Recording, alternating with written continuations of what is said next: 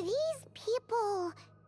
Judging by their clothes, they appear to be phantom Hyperboreans from the distant past. That could mean they have some clues about the moon goddess's name, right?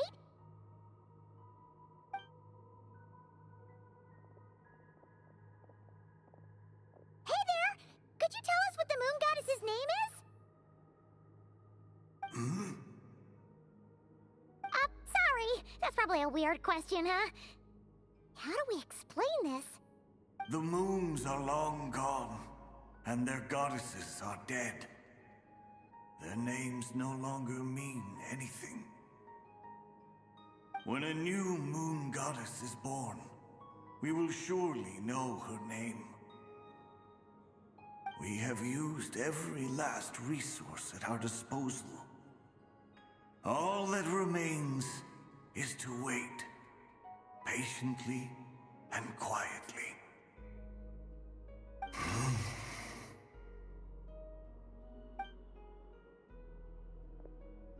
Were the people of the past all this devout? It looks like this phantom doesn't intend to converse with us any further. Surely the new moon goddess he speaks of must be Columbina. Alas, Kuthar's birth came long after the age in which he lived.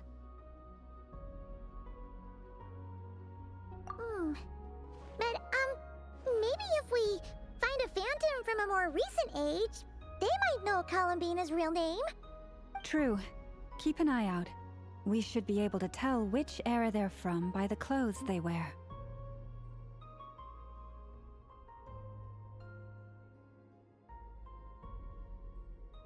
Yeah, you've been pretty talkative this whole time. What changed? Oh, nothing. I'm fine. You all make good points. When the Hyperboreans speak of moon goddesses, they mean the three from truly ancient times. I can't imagine they would know anything about our current moon goddess. There once was a time when the moon goddesses blessed them greatly and protected them from harm. So, when the war between the gods and dragons plunged the world into chaos, it seems they looked once more to the moons for help, praying for a new goddess to be born. Yeah, that checks out. Let's continue on. Who knows what else we may discover?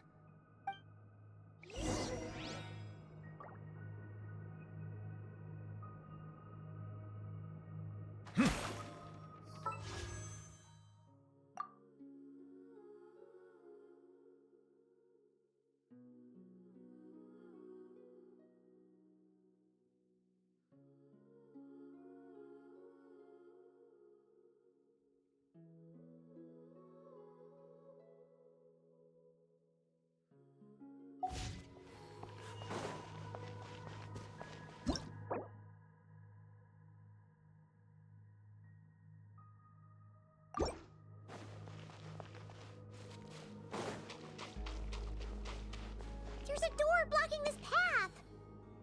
Not a problem. Try this.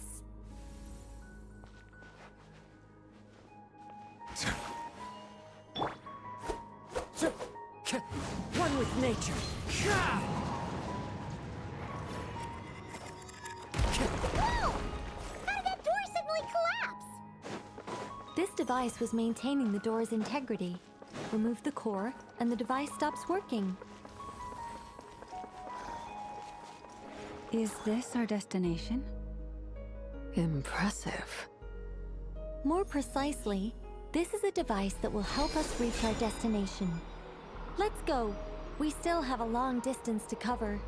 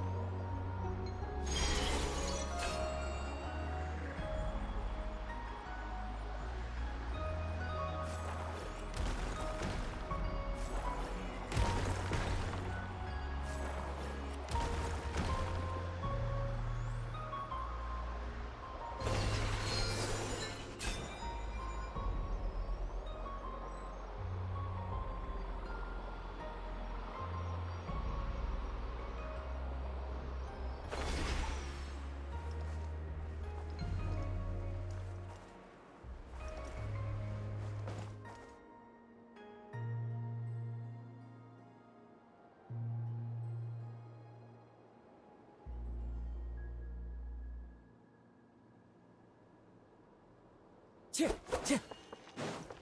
ahead is blocked by broken rocks! Oh. Let's try that device again. Remember the door from earlier?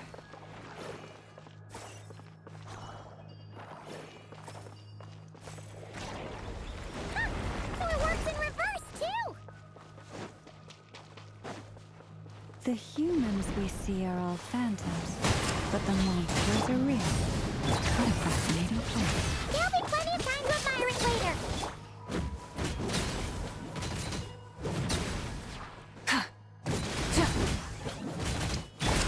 One with nature. Burn it down!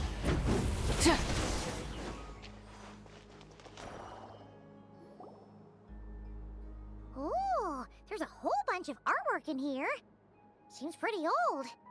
Nicole, this is probably your area of expertise. What do all these paintings mean? Let me see. To understand these murals requires some knowledge of the history surrounding the War of Funerary Flame. I shared a little of this with Lauma before. Yes, I think I follow. The dispute between the Moon Sisters, the transformation by Nibelung.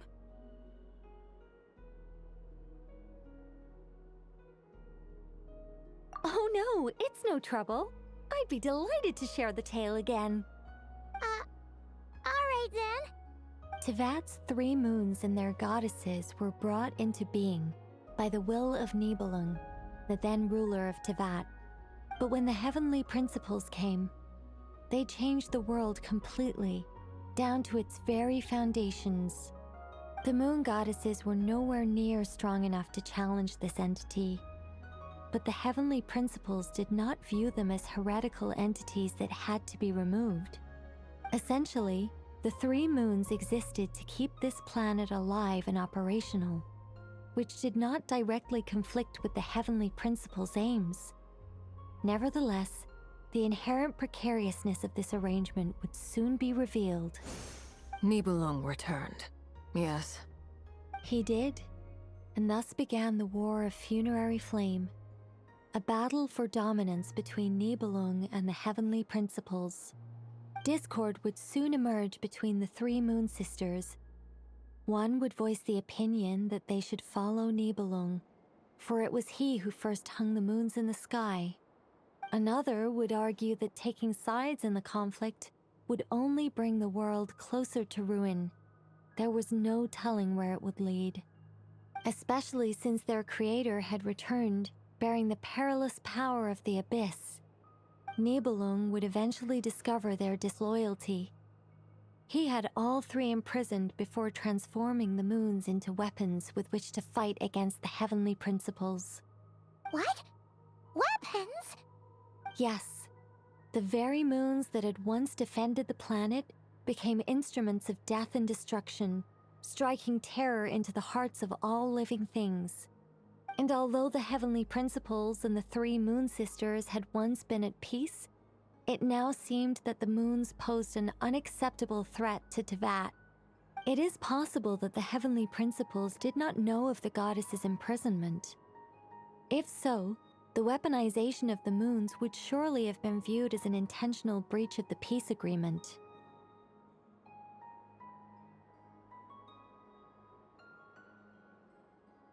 Regardless of who knew what, when, the heavenly principles shattered 2 moons and flung the other beyond the skies.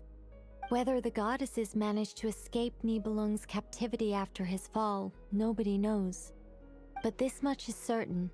From that day on, the moons no longer belonged to Tevat. The rejection slowly drained their power until eventually they passed away. So that's the full story.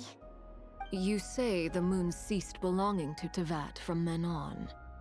Why then would Columbina be born here? That is perhaps due to the lingering connection between the Frost Moon, which was not shattered, and this world.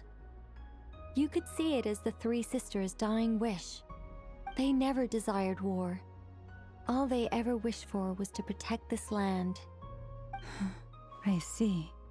If the final fate of the 3 goddesses is, as you say, then Columbina faces the same grave danger. Our investigation has yet to bear fruit. We must hurry. Yeah, you're right. Let's keep going.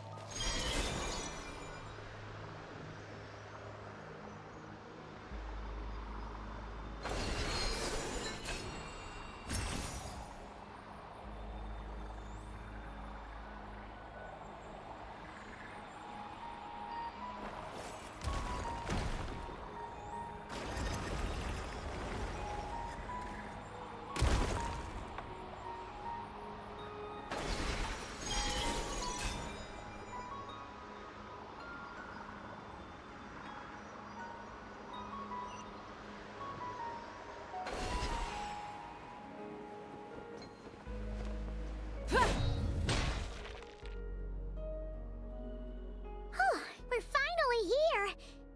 Guessing we'll need to activate this thing? Indeed. I was a little worried about that at first, but as we got closer, I sensed that the Kuvaki within it flows unimpeded. It should be functioning normally. The only issue is how to activate it. It's looking a little worse for wear. What about the cores from some of the other devices we've seen? Can we repair it using those? In all likelihood, yes. I imagine that would have been the Hyperborean's backup plan. Let's look for some cores.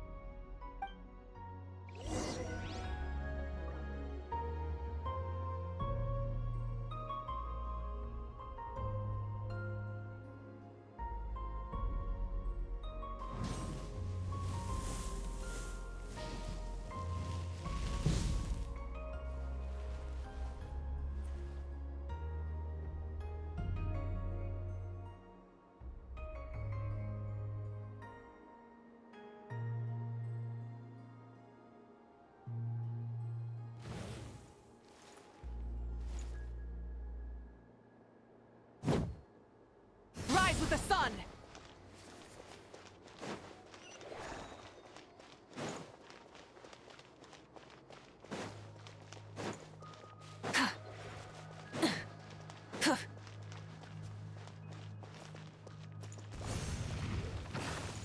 Light it up!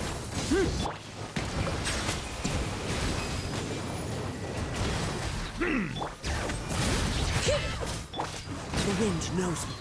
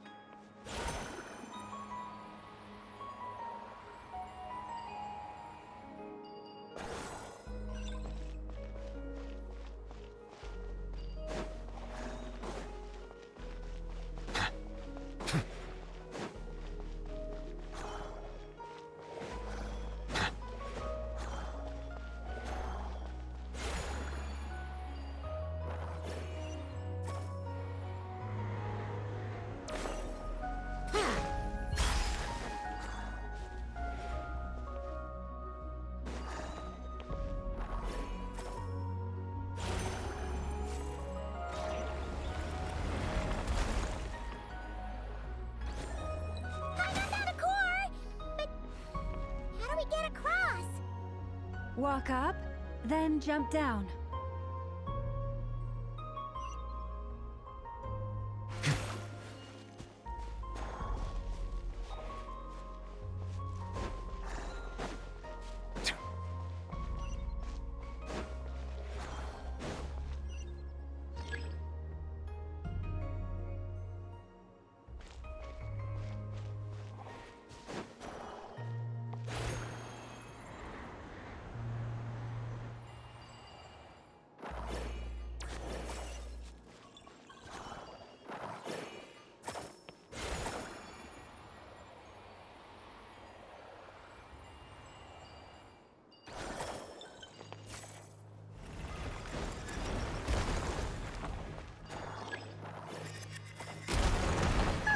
That should be enough cores. Let's head back.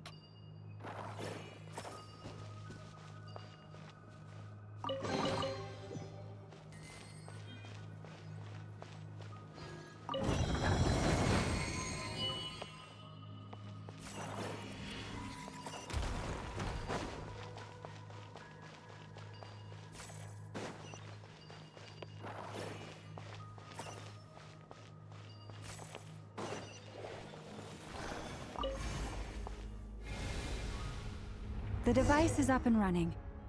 It's hard to believe that the ancients were capable of constructing such things. Paimon sees our destination! It's right up ahead! Yes, let's go.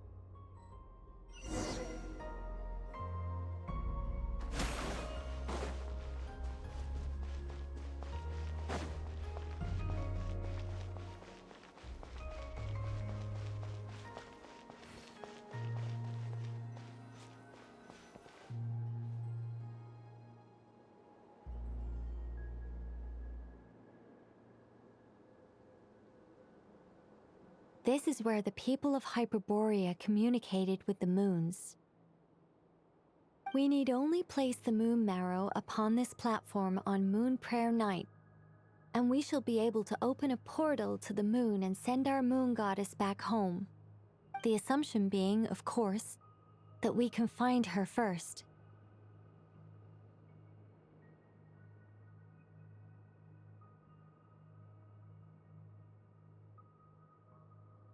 That's right. You want to know if it's safe there, don't you?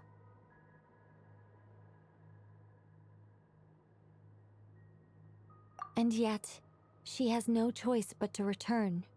You know this. Oh, that's not the only issue here. This is the end of the line, right? We've explored everything we can. And despite looking at historical artwork and talking to people from Hyperborean times, we're still no closer to learning Columbina's name.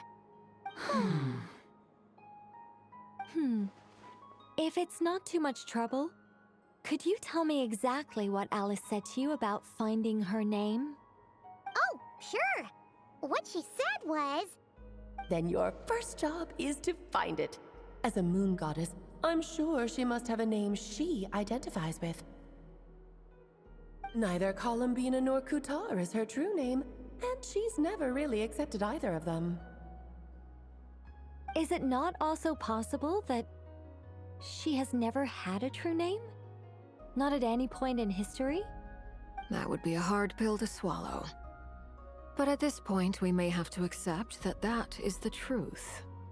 No one knows how she came into being, and she certainly doesn't have parents in any sense that we're aware of. Perhaps she was never granted a name at all.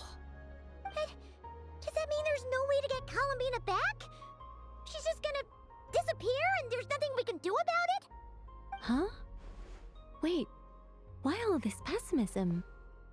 Was it the way I phrased this question? You all seem to be taking this in completely the wrong way. Well, just because she's never had a real name in the past doesn't mean she can't have one now. What? Think about what Alice said again. She never once said that you'd have to find a new name, did she? Are you saying what I think you're saying? Yes. Names are anchors that connect us to the world. If she doesn't have one already, then all we have to do is create one, no? It's like... yes. But what about now? I understand what you mean. Life is a long journey. Even the friends and family by our side can change over time. When people call you by different names, what matters isn't so much the words themselves, but what they symbolize. And of course, whether that resonates with you. Lumine. So, close your eyes and picture the moon goddess in your mind. If you were to call out to her in this moment, what would you say? Columbina. Columbina. Paimon would call her Columbina too. Well, she has long forsaken everything that Kuthar represents. I think from now on I should call her Columbina too. Well, it sounds to me like you found your answer. Are you sure? Is it really that simple? We haven't found her this whole time, and not for lack of trying. For a journey like this, the process is every bit as important as the outcome. Had you not searched far and wide, rejecting every other answer you were offered, how could you have come to an answer you felt was finally correct? Oh, it all makes sense now. This has Alice's fingerprints all over it. Are you suggesting that Mage knew from the start that Columbina never had a real name to begin with? I can't say for sure, but I can definitely imagine her chuckling in satisfaction somewhere right now, saying, "Ah, what fun." Llama, your antlers! You should hurry. The festive moon has begun to rise. Do not worry, for when you called the name Columbina just now, I could sense that the power within was enough to summon back the moon goddess.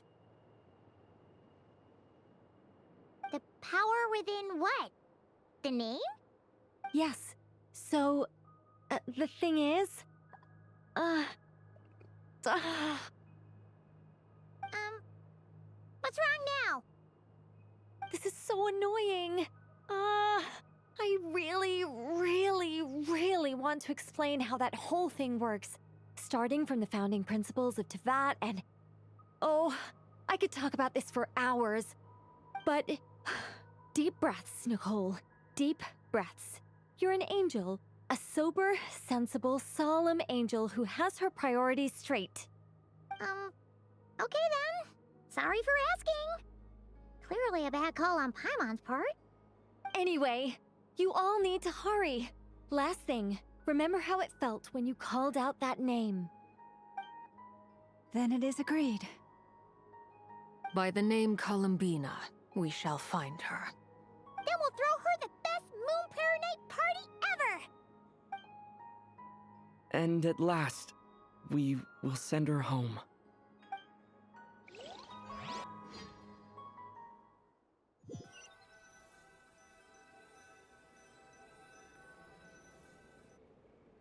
I can barely move anymore. My consciousness is fading away.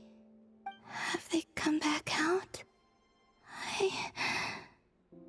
I'd love to see them one more time.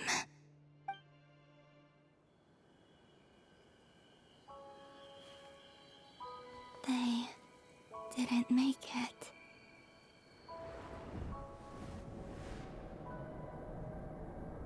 Could you tell me your name? My name is... Columbina!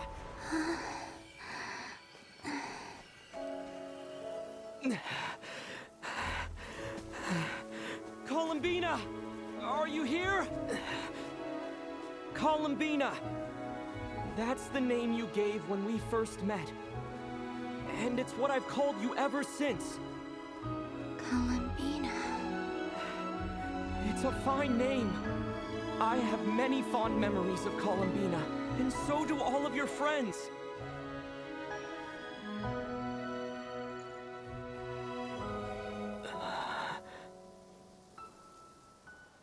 If you like this name...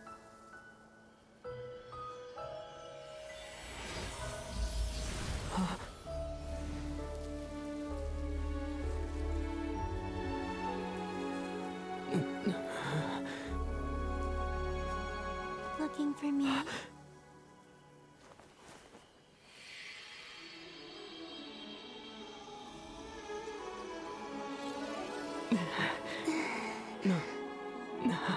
I like it. You can carry on using it. My name is Columbina Hyposelenia.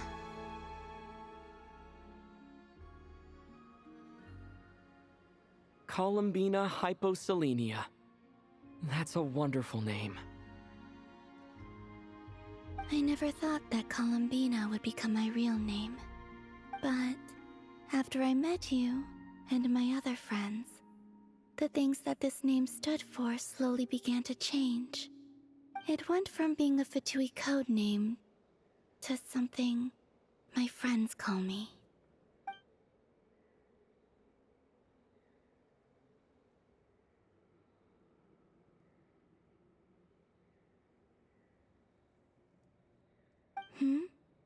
What is it? Why aren't you saying anything? I'm just so happy for you. Thank you. So, where's everyone else? We can go and meet them very soon. Everyone went to different places to try calling your name. Great. I'd like to thank them as well. Everyone's done so much for me. Searching for my name, entering those ancient ruins. Huh? Wait, so you were... Yes, I was there. Not physically, but my consciousness was still holding on. I followed you the whole way. Starting from when? You turned around and called out my name while you were in Nasha Town. Do you remember?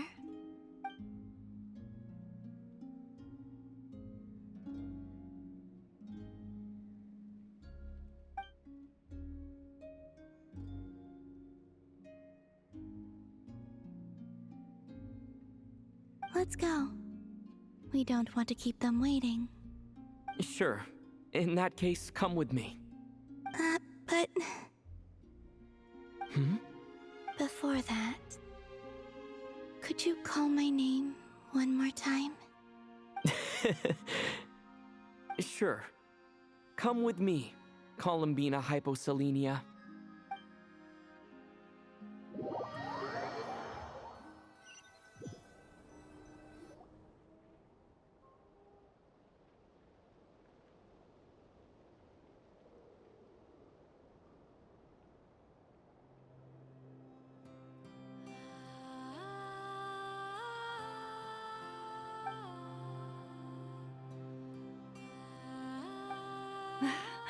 Columbina!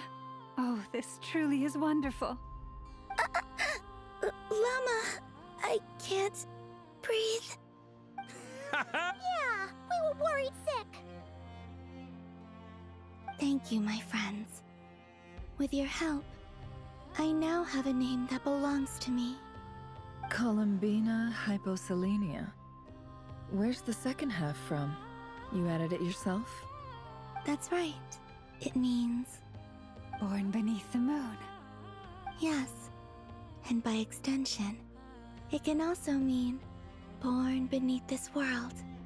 A fine name. Now, as much as it pains me to interrupt this beautiful reunion, I feel obliged to remind you that the Moon Prayer Night celebrations in Nasha Town have already begun. Don't you want to enjoy the festivities? There's so much to see and do. And some of the ambient lighting and entertainments were sponsored by the kind souls in the Hexen Circle. Nicole? Why have you turned into Dodoko? So you're Miss Nicole. Thank you for helping us, and for helping me find my name. It's nice to finally hear your voice. You're quite welcome. Guiding lost people to hidden treasure is what we Seelie do. And if you ask me, spiritual treasures are far more precious than material ones. Chests are all well and good, but this was what it's all about. Ah, so satisfying. Anyway, I had to go help Alice. It seems like she ran into some trouble. That's why I couldn't be here in person. But don't worry, we're with you in spirit. We'll be celebrating right along with you. Keep an eye out for the Hexen Circle's festive stalls in Nasha Town. I think you'll like what we came up with. Alice said she even managed to rope B in this time. The Frost Moon Scions have also prepared various attractions. I believe Aino, Nefer, and their crew are setting things up as we speak. On that note, Nefer, about that request I made. It's all in hand. Yehoda is on site to ensure that everything goes off without a hitch. Wonderful. In that case, Traveler?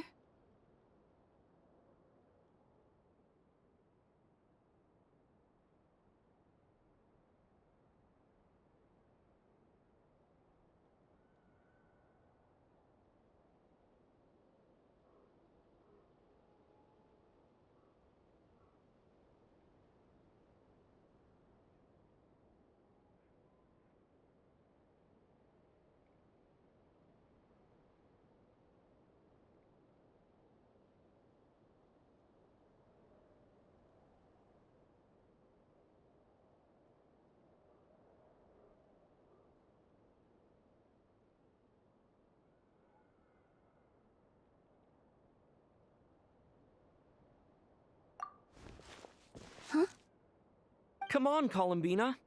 It's time to celebrate the best Moon Prayer Night ever.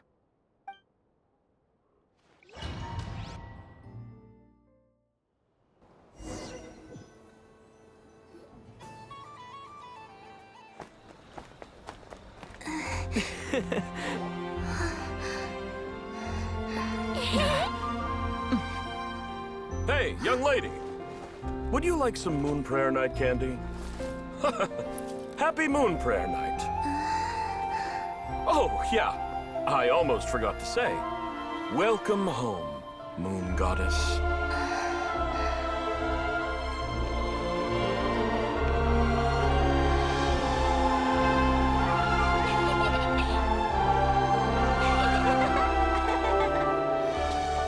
Welcome home, Moon Goddess. Welcome home, Moon Goddess. Welcome home, Moon Goddess. Turning Nasha Town into her home is a festive gift. A rather brilliant idea. Perhaps this is what Krai, Columbina's home, should have been like all along.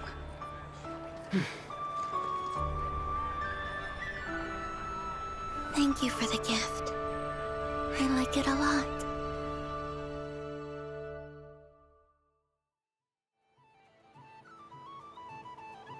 This feels like the surprise of my life. I do. I never imagined I'd ever get to enjoy Moon Prayer Night with everyone so freely. If you're happy, we're happy. Quite a strategy you came up with. Hide the tree in the forest. It's not your usual style, Lauma. Is there something about Moon Prayer Night that enhances what's in your head as well as the antlers on top? Apparently so.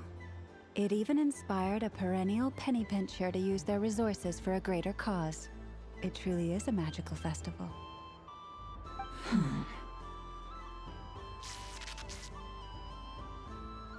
I see it now. This bickering is actually a sign of a strong relationship. Huh? What's everyone doing here? Oh! Miss Columbina, you're back! Yes, I'm fine now. Thanks for your concern. How's your progress with Alice's assignment? Very well indeed. I've never heard her sound so excited.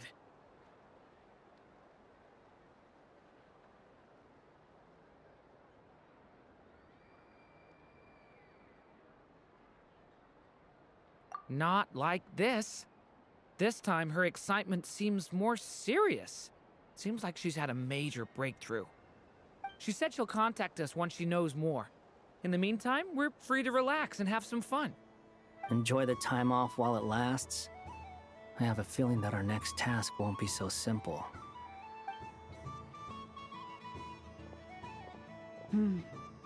I should go. I still have a few things to attend to at the Frost Moon Scion stall. And I think I'll take a look around. With any luck, this once-in-a-year festival will come with once-in-a-year opportunities. Hold up a second. Where's Varka? I believe he made a beeline for the flagship the moment he entered Nasha Town. Ah, that's Mondstadters for you. They know what they want when festivals roll around. Goodbye for now, Columbina. I hope you have a wonderful night. I will.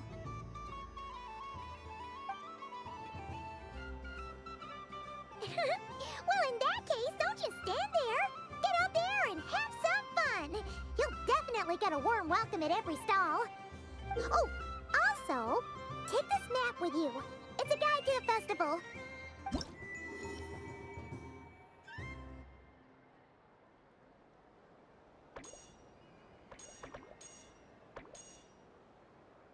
The Frost Moon Scion stall is over here.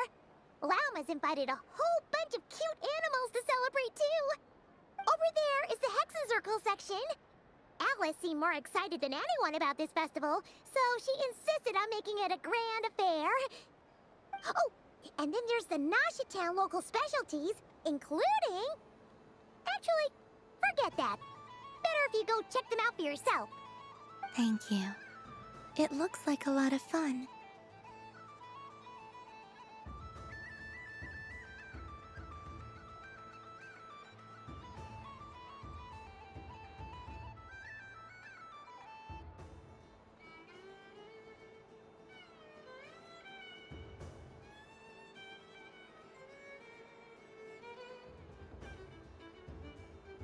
You're not coming with me? We'll be around.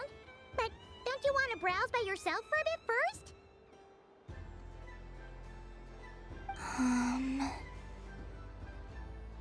Yep. If you find something you like and want to try it out together, just give us a shout. We'll be right with you. Otherwise, just relax and enjoy yourself. There's so much on offer, so try to experience as much as you can. And don't forget to stuff yourself with all the delicious festival food.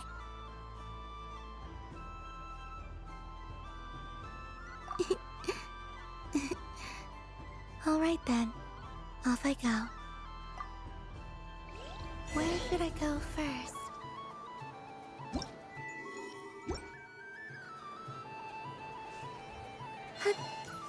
There are so many attractions here. Since I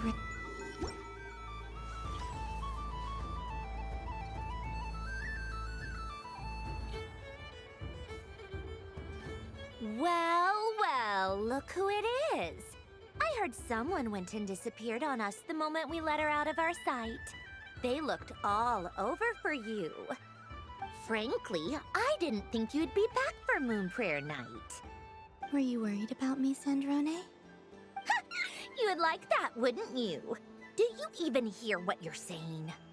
It seems to me like you disguised yourself with festive headgear, just so that you could come see me on Moon Prayer Night and make sure I'm okay.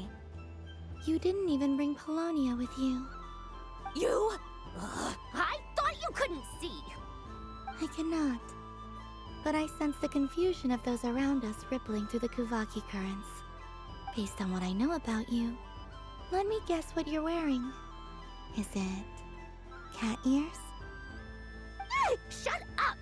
I'm only here to protect the Fatui's interest in this territory. Running into you was pure bad luck. Really? But you were the one who asked Arlecchino to help everyone find my name. Columbina! Ugh! Just one more word, and I'll unscrew your vocal cords. It's Columbina hyposelenia now.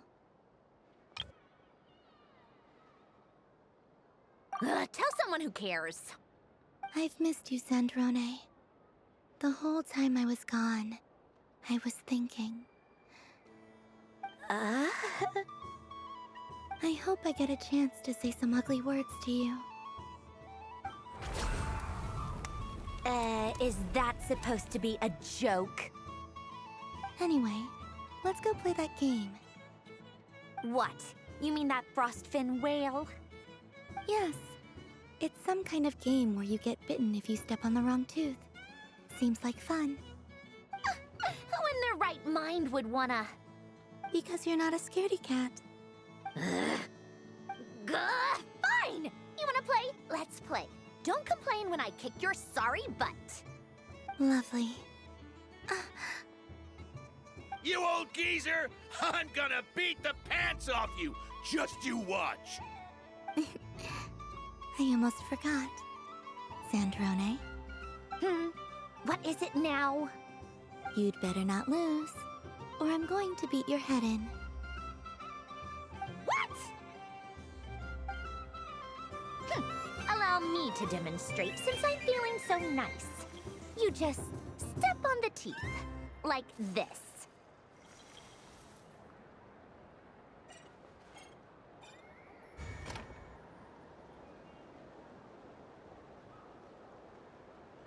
Which should I pick?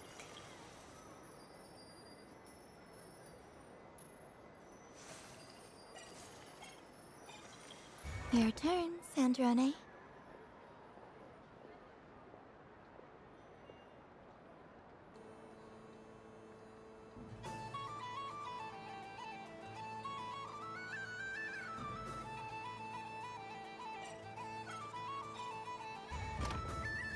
Don't come crying to me if you get bitten.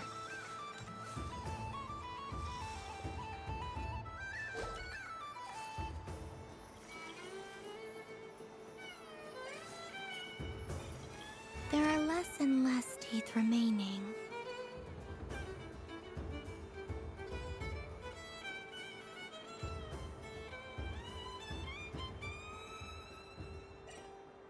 Huh? What's that noise?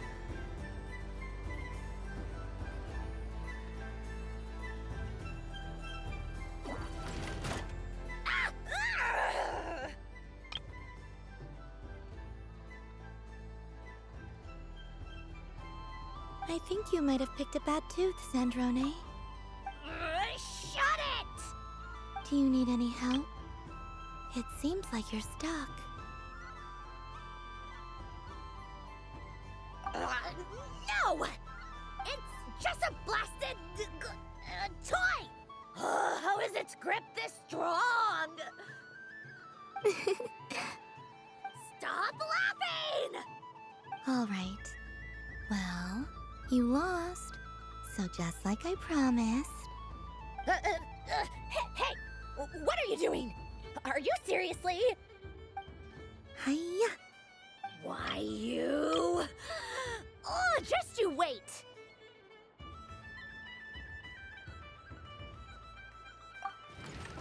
Rematch! Are you alright, Sandrone? That was quite a strong bite. Are your clockwork parts? Quit your fussing! I don't need it! Alright. I'll go first this time.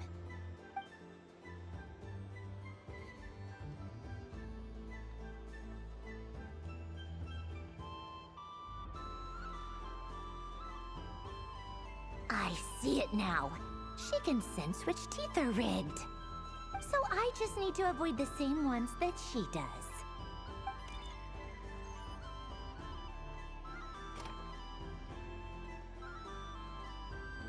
This one...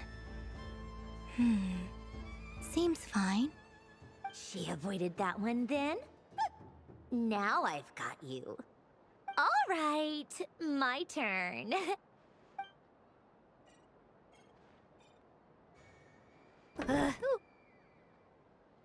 What? Looks like you lost again, Sandrone. Wait! There's more than one bad tooth! Bonk.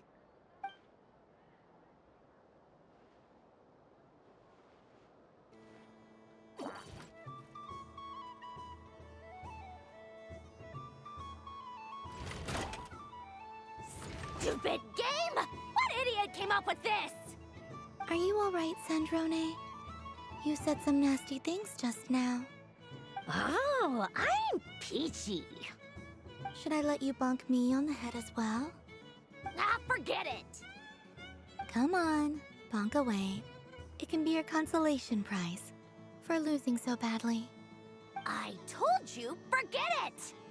Gah, you've always been so annoying. Singing right outside my door, inviting yourself to my tea parties, going AWOL.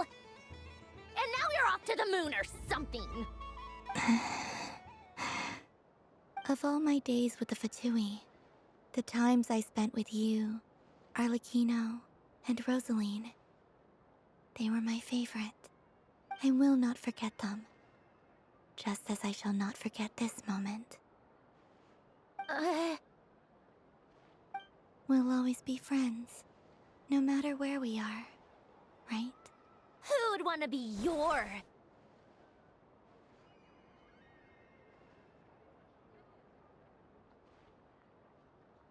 I'll miss you, Sandrone.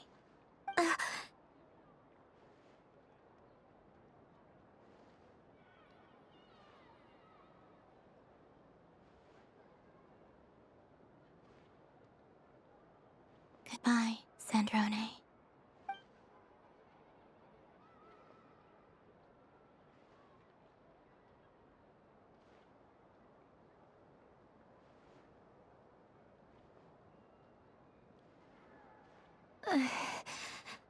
I'll miss you too, Columbina.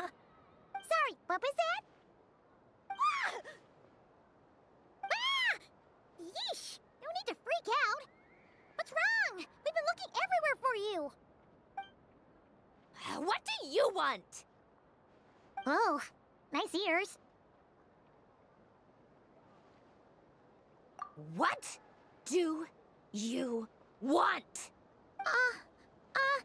This. Huh? It's your turn to draw something. You're one of her friends too, aren't you? Doesn't know how lucky she is.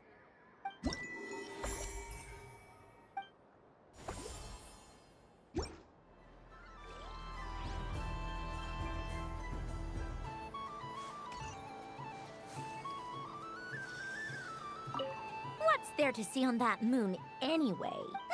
Let her go up there and cry alone. See if I care.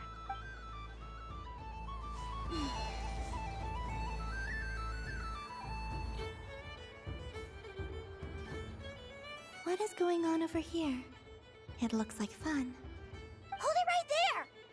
You can't run away from me, Moon Goddess. Are you talking to me? Of course. Do you see anyone else here dressed up as the Moon Goddess besides me and you? Hey, come on. Call me by my title. Happy Moon Prayer Night, Moon Goddess. And the same to you. Anyway, there's no time to waste. Get ready for the duel of a lifetime.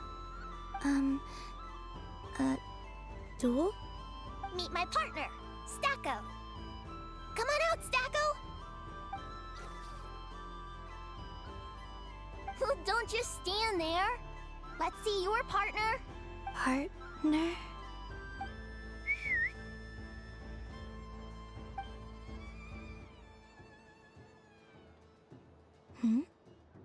So I need to select a partner and command them in battle. Partner. I need a partner.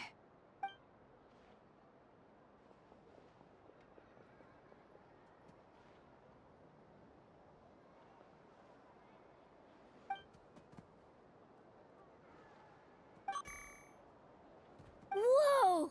Am I seeing things? Where'd you get a Kuhenki? They're super rare.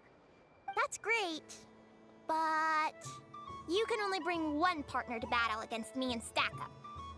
No ganging up allowed. They all look so eager to be picked. Which one should I choose?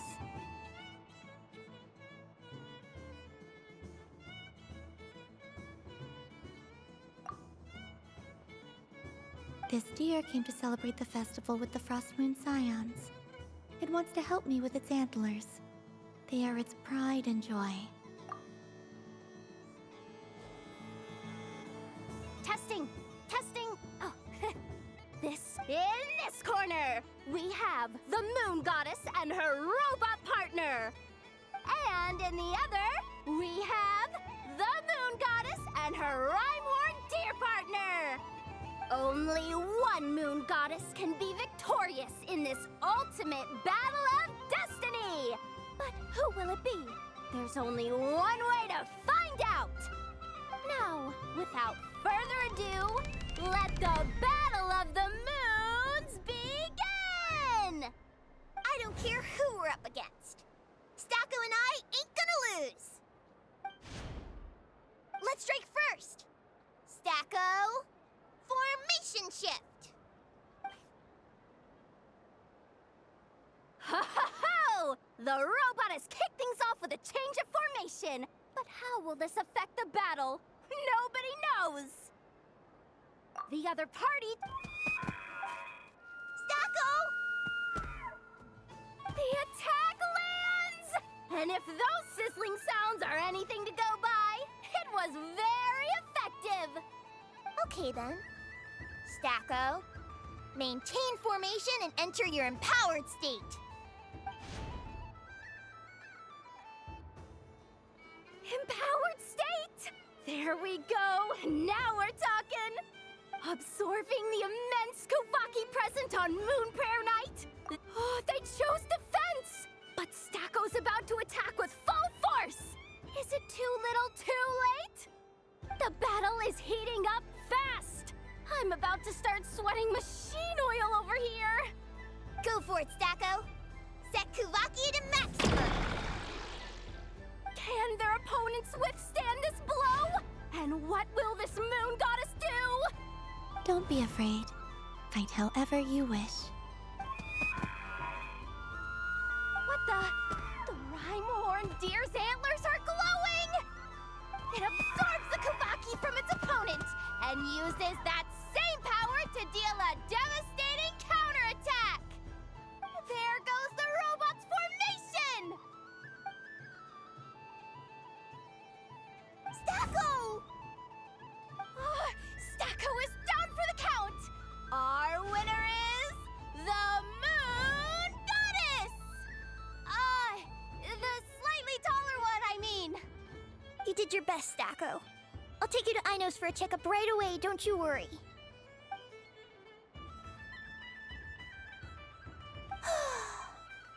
Well, you beat me fair and square, I guess. Honestly, I underestimated you. Won't make that mistake again. I think my partner deserves most of the credit. Just you wait. When I'm a little bit older, I'm gonna come back a whole lot stronger. You ready for a rematch?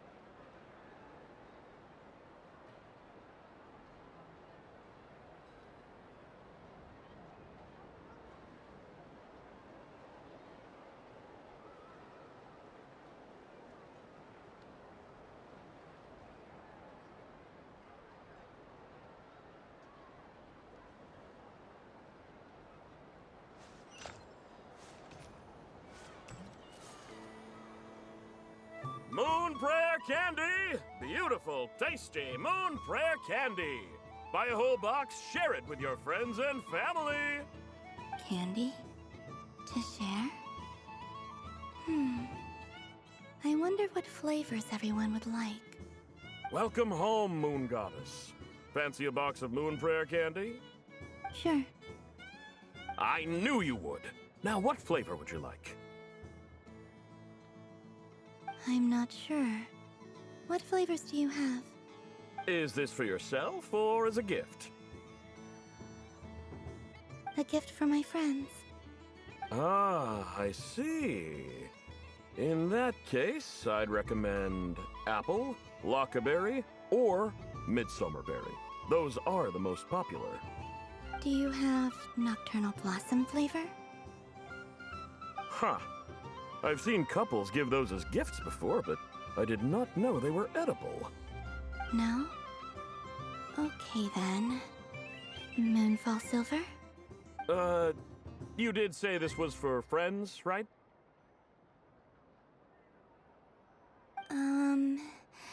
Maybe smetana then. Hey, now that's a creative idea! I've never tried it before, but if you're happy to wait, I can see about whipping up a batch on the spot. While we're at it, you got any other ideas?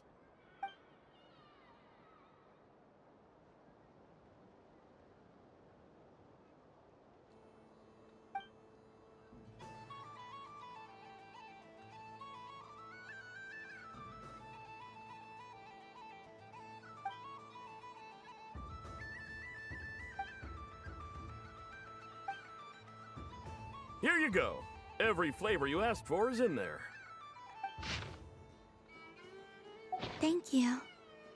I hope you and your friends have a lovely night.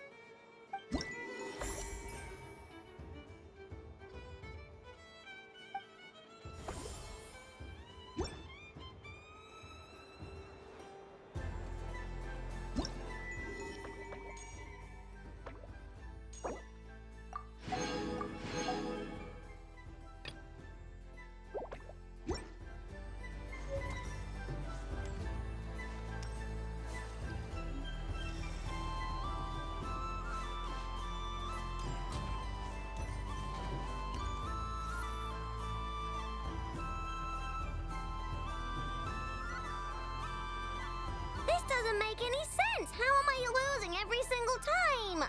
Wait, Inefa, you're cheating, aren't you? Yeah, that must be it. I am not cheating, Aino. Uh-oh, sounds like Inefa's turning into a big baloney bot. I think it's time for some serious maintenance.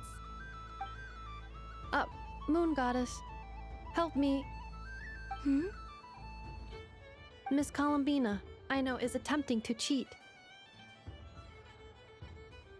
What the? I'm not the cheater! You're the cheater! How dare you throw it back at me?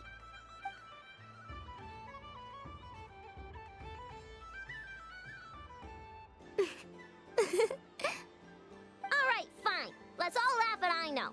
Just you wait till I get home, because I'm gonna make a game bot that can win 100% of the time. Let's see you laugh when I come back and beat your butts. You'll all have your heads covered in stickers when I'm through with you. We came to check everything was okay after all that yelling, but,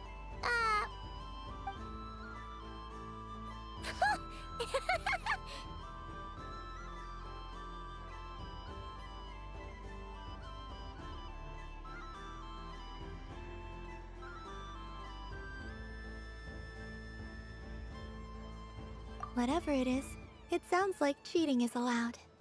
Kuhenki concentration. Each player starts with differently colored kuhenki. Each round, they draw one kuhenki from their opponent. When a player has two kuhenki of the same color, they make a pair and can be discarded. Any that can't form a pair must be kept. The round ends when a player can't form any more kuhenki pairs, and that player gets a sticker.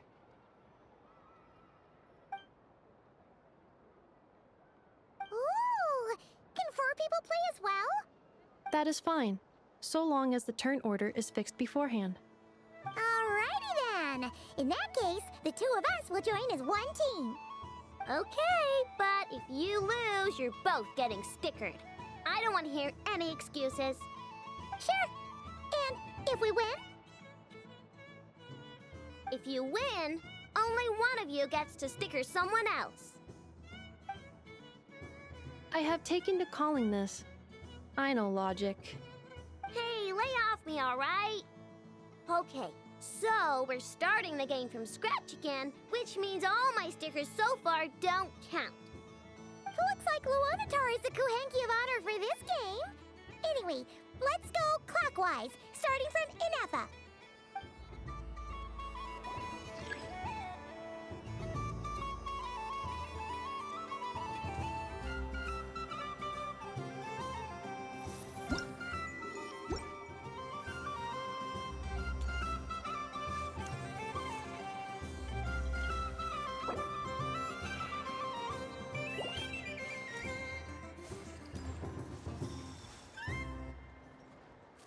Nice! That's a pair!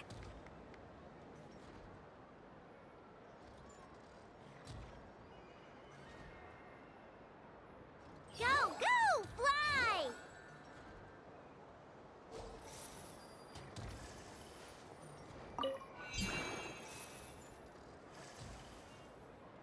Go on.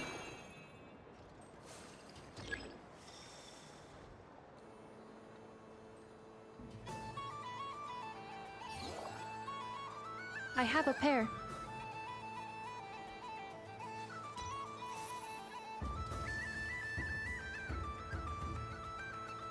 Uh-oh!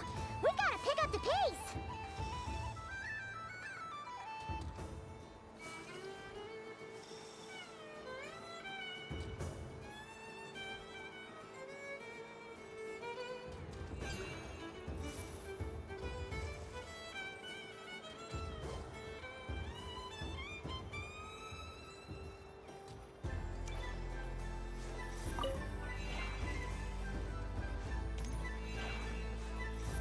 I win.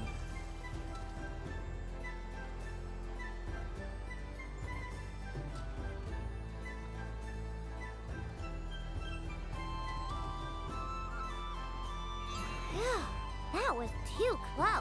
I thought I was gonna lose. Good luck, everyone. Aw, we're out!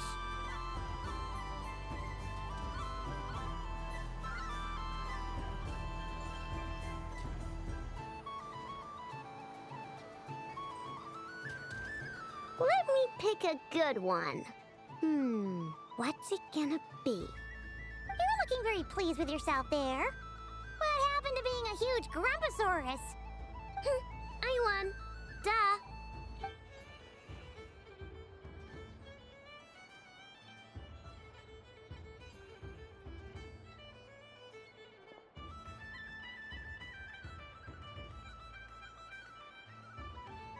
Oh, me again?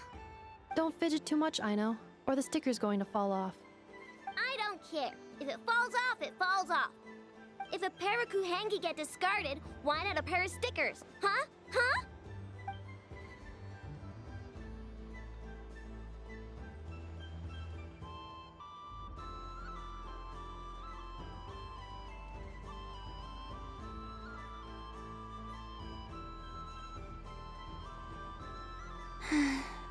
I've lost.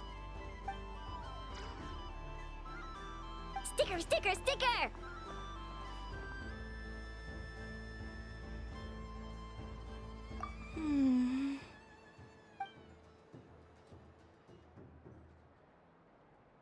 Cute! You think so? Shame. I can't see it for myself. What did Luanatar say? She said it looks so cute that she wants me to lose a few more rounds.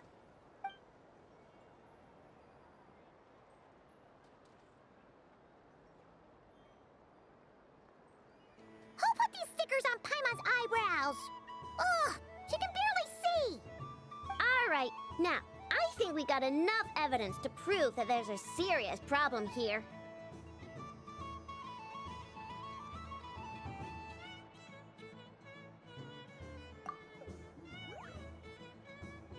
Yes, I agree as well. The culprit is... Inefa! Culprit? What did I do? Quit acting dumb, Inefa! You're not wriggling your way out of this one. I've been watching you. Not only did you remember whose side Luanatar started at, but every time someone drew a Kuhenki, you were logging it and calculating every last possibility. Which Kuhenki pairs were gone, who had what color Kuhenki in their hand, even our facial expressions. You were keeping track of it the entire time. Exactly! What Aino said! Putting aside the fact that running calculations is not against the game rules, do you have any evidence to support your allegations?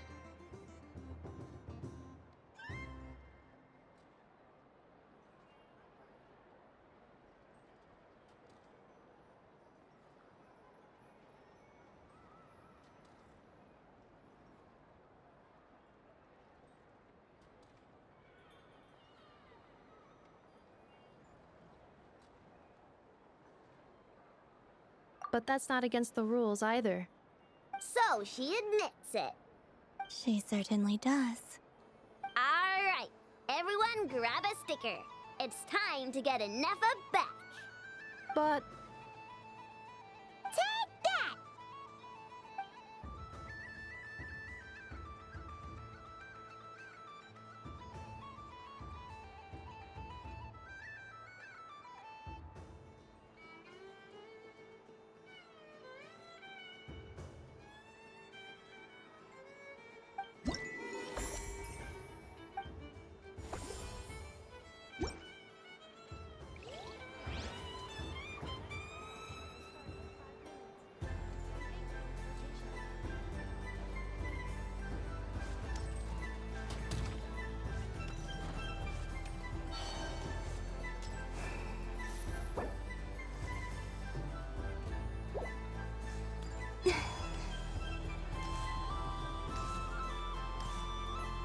This must be the mage's stall. It feels like... Dodoko's Whirligig! Come check out Dodoko's Whirligig! Ah, welcome home, Moon Goddess. Might I ask what this is? Ah, it's a very special amusement sponsored by the great mage herself. Ride on a soft and furry Dodoko and embark on an unforgettable adventure. I say that, but I'm just following a script here. Who is this mage, anyway? And what the heck is a Dodoko? I'd like to ride. No problem. But, are you by yourself? Is that not okay? Oh, no, it's fine. It's just that each Dodoko can accommodate 2 passengers. Would you like to bring a friend along? My friends... That should do it. Now, we just need to get everyone else to draw something on it too. But we gotta keep it a secret from Columbina. Traveler,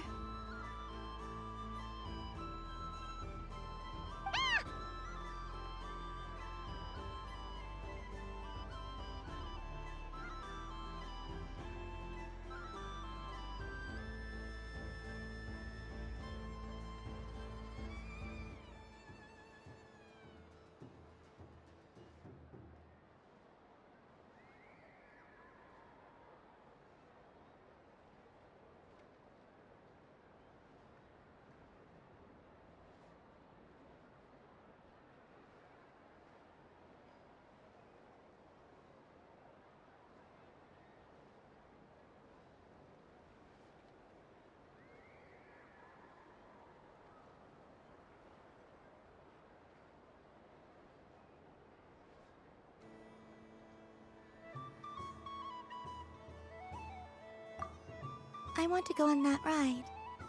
Will you join me?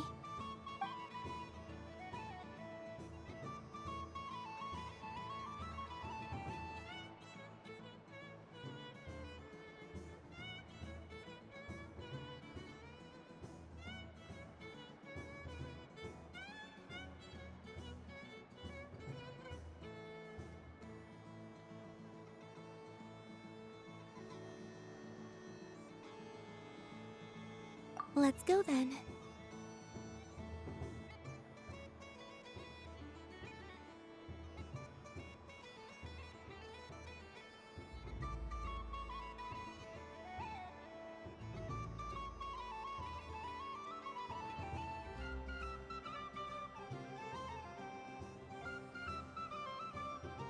Don't worry. Paimon will do the rounds. You go have fun.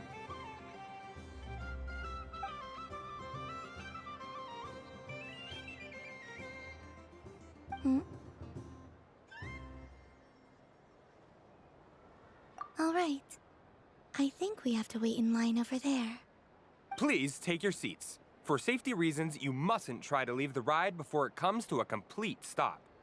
All right, you're all set. I wish you both a wonderful journey.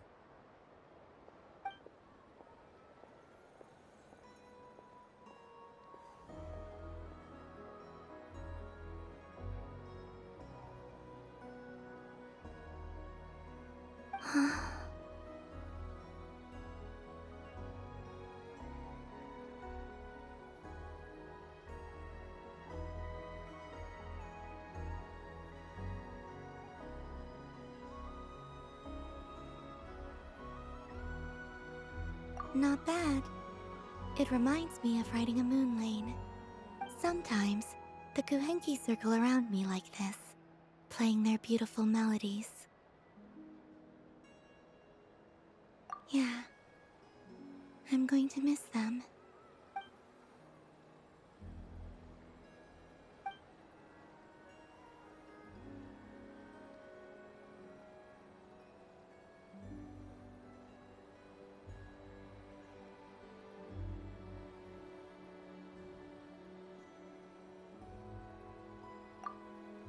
It does. I've felt scared in the past, too. But this is a little different. You know something? I got to see a lot of fascinating things during my disappearance. I saw how the Frost Moon Scions act around their families. So different than how they used to act in my presence. And I also saw how they interact with their friends. It made me curious at first. Why do people act so sincere when they're worshipping gods, but save their truest, warmest feelings for each other? Slowly, I came to realize that it's because they trust one another. They know, deep down, that they'll be accepted for who they are. All of it. The good and the bad. I know. I knew it the moment you started calling out my name. What I fear now is the end. I fear losing all this the very night I have gained it.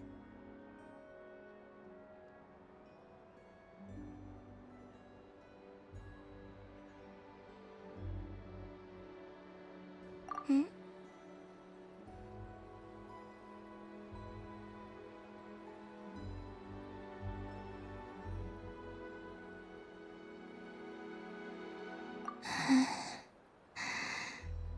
Thank you for this conversation. Thank you for listening to me. Don't worry. This fear I have, and the unknown that awaits me, they cannot hurt me. Not when I possess a treasure far greater. I just want you to remember this version of me. The real me. On this final night together. Dear passengers, Dodoko's awesome adventure has come to a close.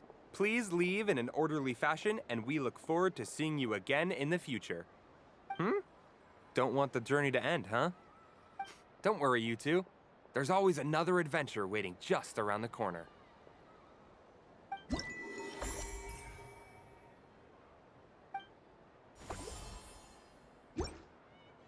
So this is the Frost Moon Scions area. It feels very...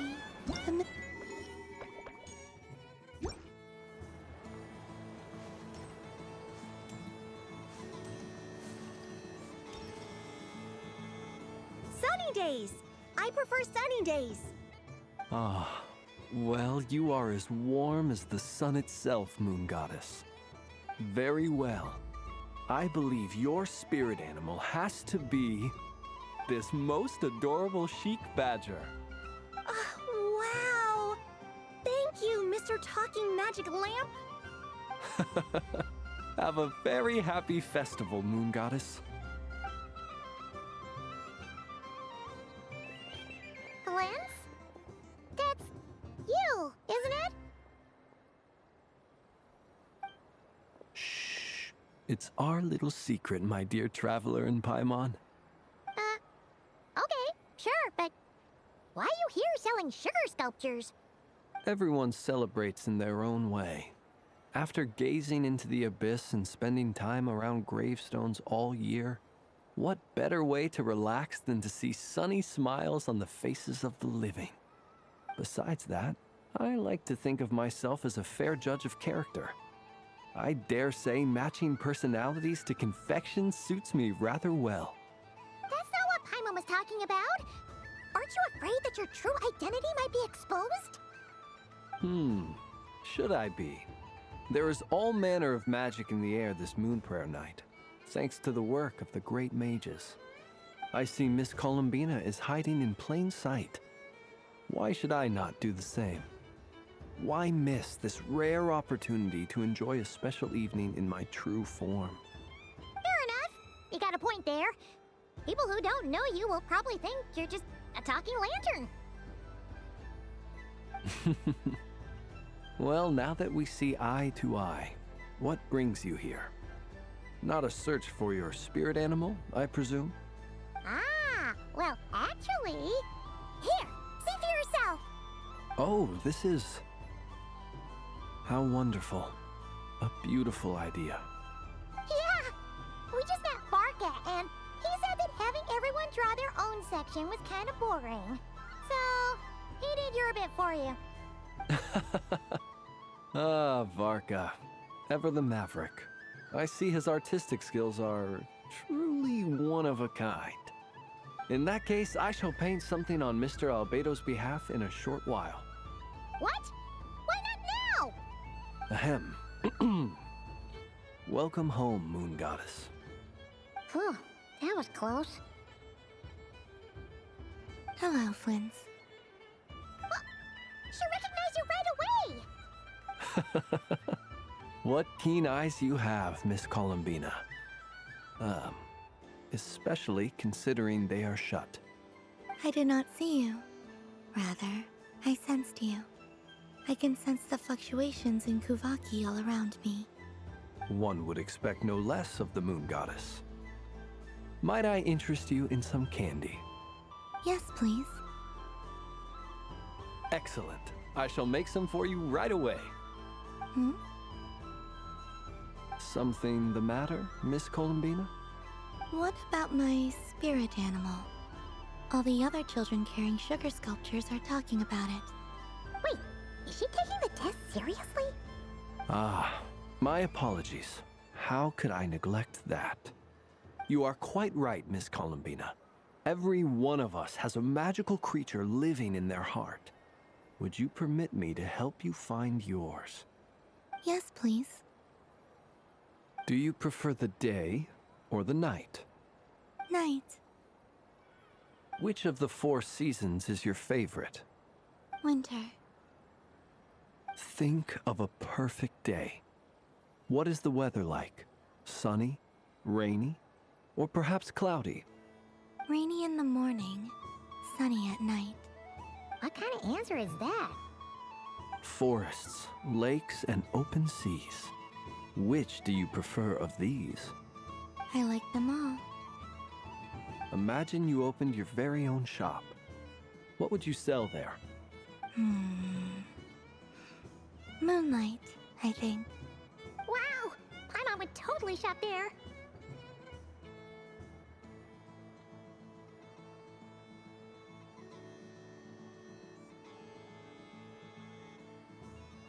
It wouldn't cost anything. You'd just need to visit. Aha! I believe I know what your spirit animal is. Here, for you. Oh, it's a Kohenki! Indeed. A free-spirited being with a deep love for all things here in Nodkrai, who selflessly lends her aid to as many people as she can reach. It is the perfect fit for you, Miss Columbina. Thank you. It would be my honor. But you shall have to forgive me. We have known each other for quite some time. I doubt there is any answer I could give that would come as a surprise to you. So instead, would you accept this sugar sculpture as a token of our friendship? It's a lantern. Hey, why don't you two go enjoy your candy over there? Paimon wants to try out this spirit animal thing too. Right, Flint's? Come on, play ball. How to get this drawing done? But I want to hear Paimon's answers. But it'll probably take ages. Paimon's a complex soul. And we don't want your candy to melt while you wait, huh? Oh. Okay then.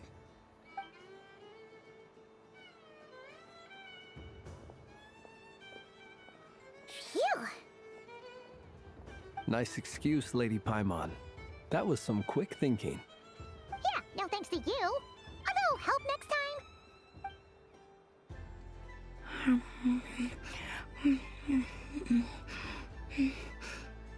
It's sweet. Is that Lakaberry? I wonder what flavor the traveler got. This way, this way! It's the candy-selling lantern! I'm coming! Of course. Traveler, maybe we can share?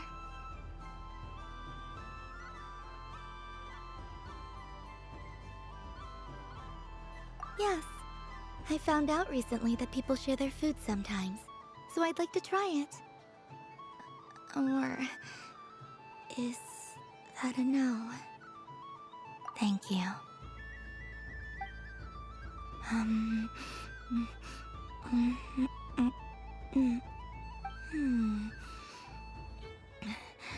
Yours is a Are you sure? Amazing. My sugar sculpture has shrunk, yet my heart is filled with feelings of sweetness. I will remember this feeling.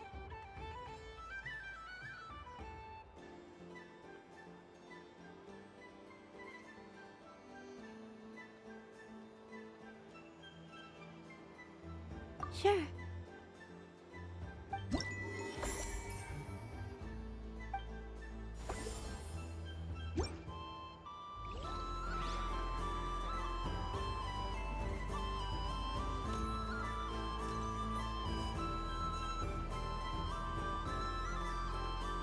I wish for a never-ending supply of Laka berries.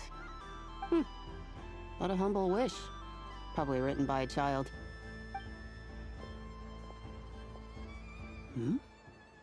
Is that Lauma the Moon Center?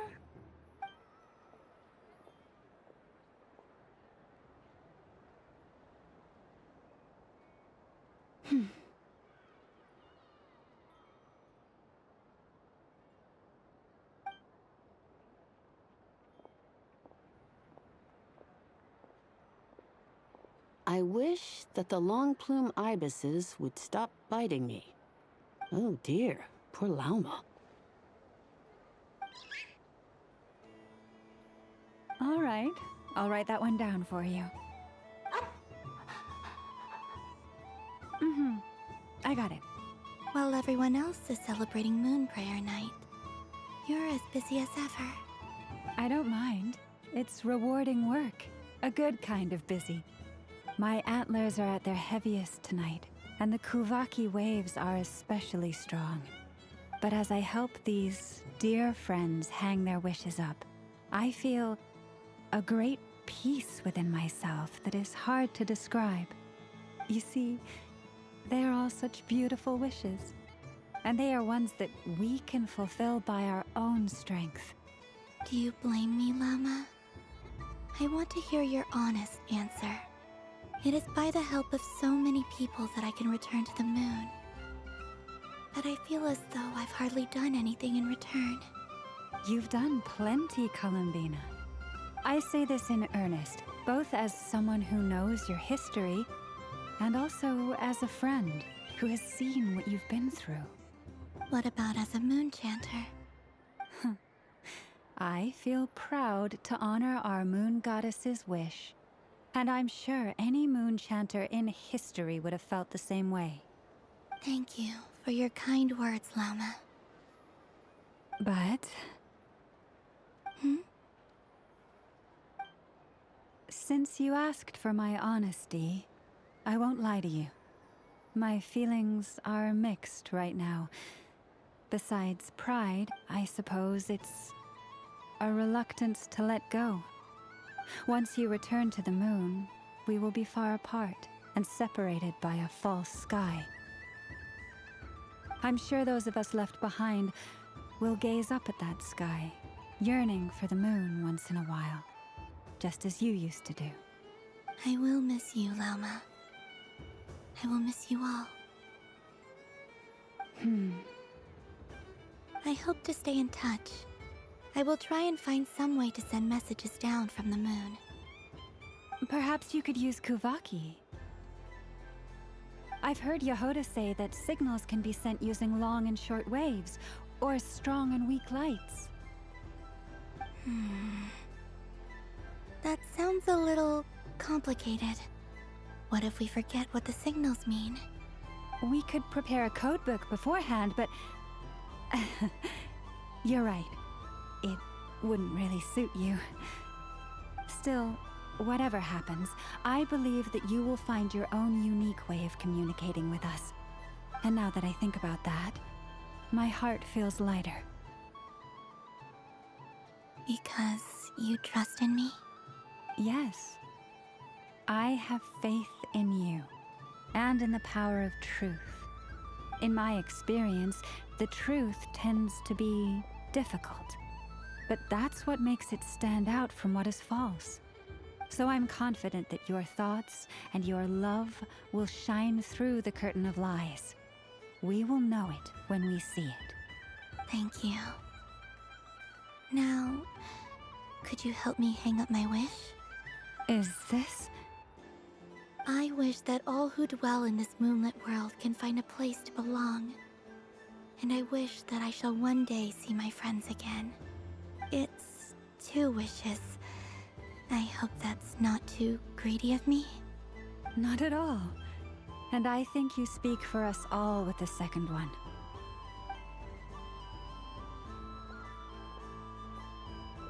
I shall continue to pray until the day that all of these wishes come true.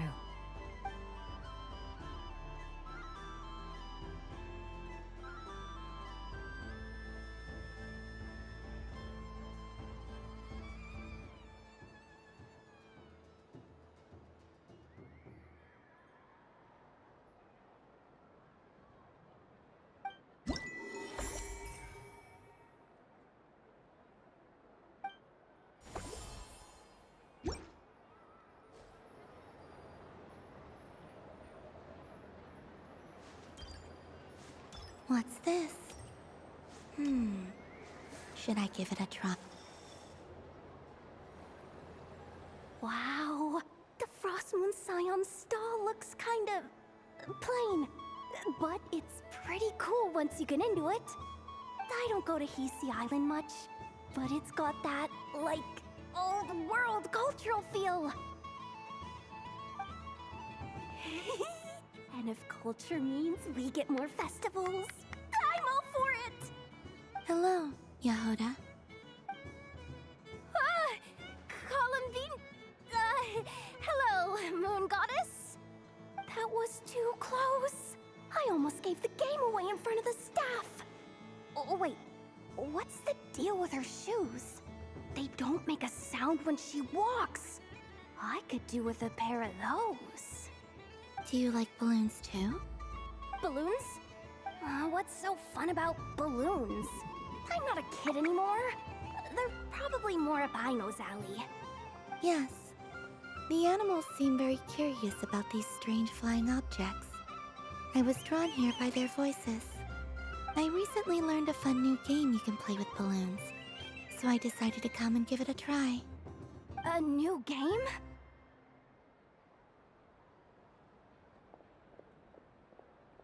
Hello. Welcome home, Moon Goddess. Here to buy some balloons?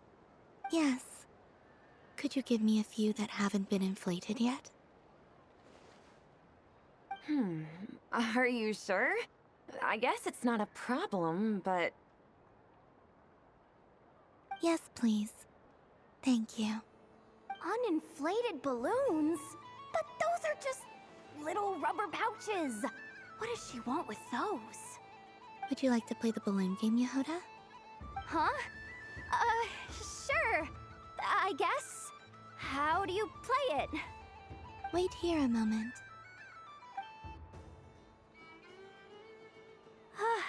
Oh. This is so weird. What have I got myself into now? I thought I saw Columbina nearby. Uh-oh! That's the fourth Harbinger!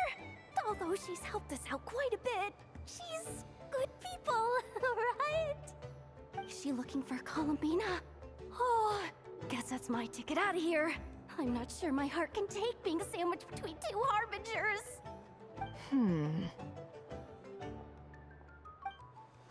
Which stall is she checking out? Oh, it's that other Frost Moon Scion's one. Try on the headgear, see what it's like having antlers or animal ears for a day. I wouldn't be caught dead wearing that stuff. So embarrassing. I have enough gear to carry as it is. Wait, what? She put it on? How peculiar. This would take some getting used to. I wonder if this is what it's like for Lynette. It really suits you, ma'am. What is this? She was so intimidating a moment ago, but now, dang, she's really rocking those ears. How does she make them look so cool? I suppose I may as well keep them on for now. All part of the festive experience. She's coming this way. How do you do, Miss Yehoda? Oh, jeez. Don't talk to me while wearing that thing. Where am I supposed to look? Oh, hey there. I'm looking for Columbina. Have you seen her? She just... Huh?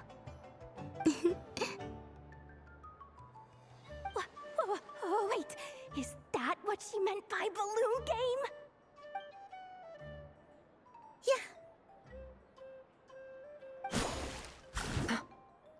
Huh? No fair! How come I get caught in the crossfire? An ambush from the rear? Is this a declaration of war, Columbina? Would you like to play too, Arlecchino? Seriously?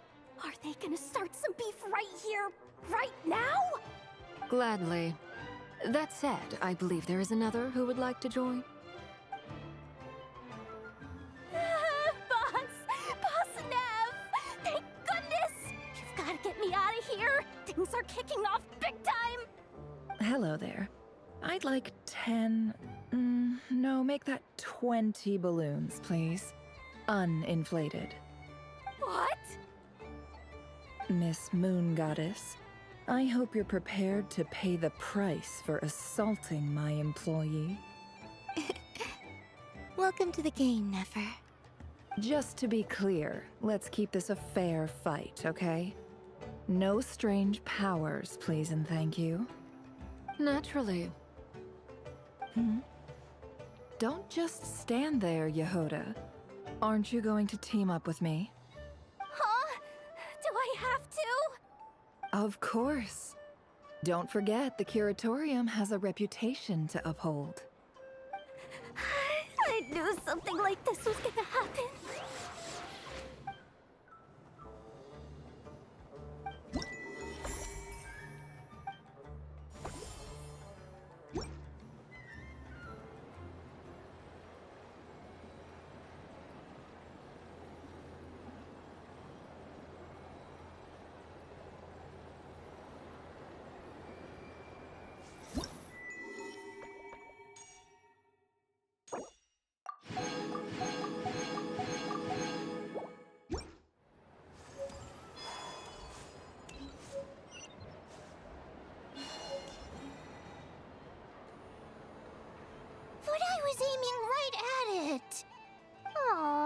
What a pity.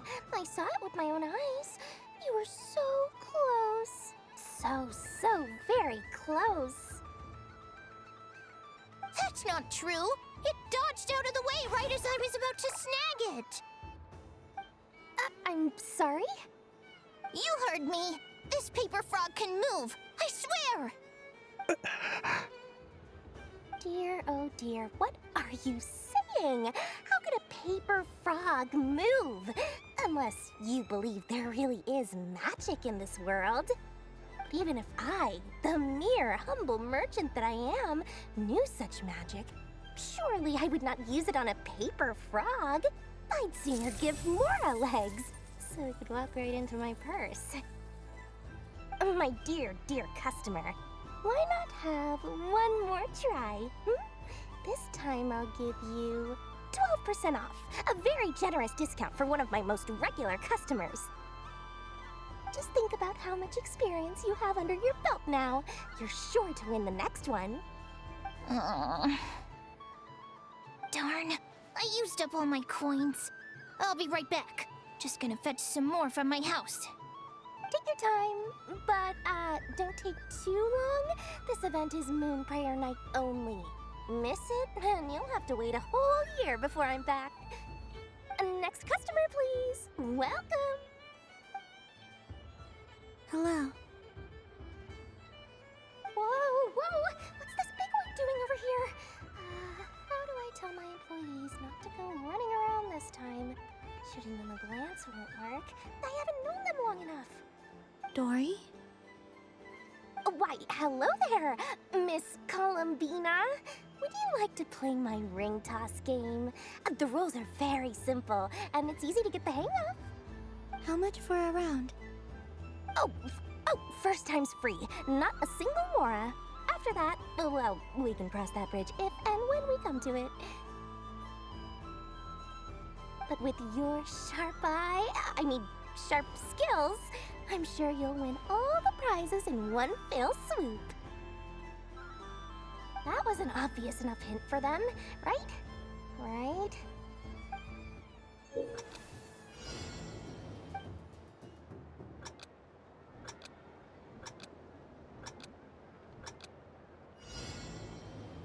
Here comes the ring! Oh, peanuts.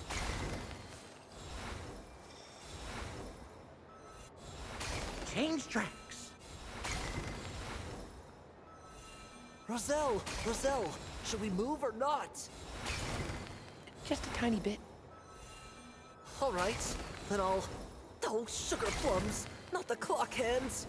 How do I move the legs again?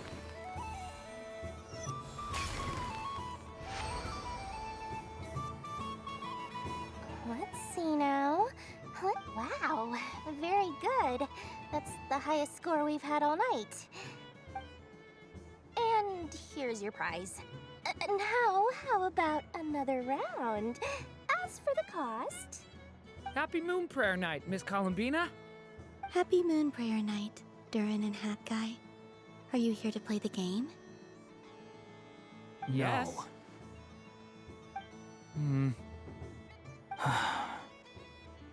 You said we were just coming here to say hello. I did, but then I recognized a few more people as I got closer. Do my eyes deceive me? Is that... It's our little dragon! He's all grown up! Someone's popular. Well now, since you came all this way, why don't you try out this lovely game we have going? First try is free! He'll have a go. I'll pass. It's only one free try per customer. You can't give your try to him. I'm aware. How has Elder Almond been lately? He's in great shape. He goes for a run in the forest every morning to stay fit and healthy. He tried to go boat racing with Firecracker a while back, but he couldn't even make it onto the Lotus Leaf. Firecracker was in fits of laughter. How about you, little dragon? Can you still fly? Yes, I can. But you've become less chatty. Has growing up been tough on you? We call that maturity. You know, the thing people sing about. The knight wields a sword of stone to defend those hearts that are made of gold. Stone is very heavy. That's what keeps him from talking too much. That's awesome! I want to be a knight when I grow up, too. Ring, here I come!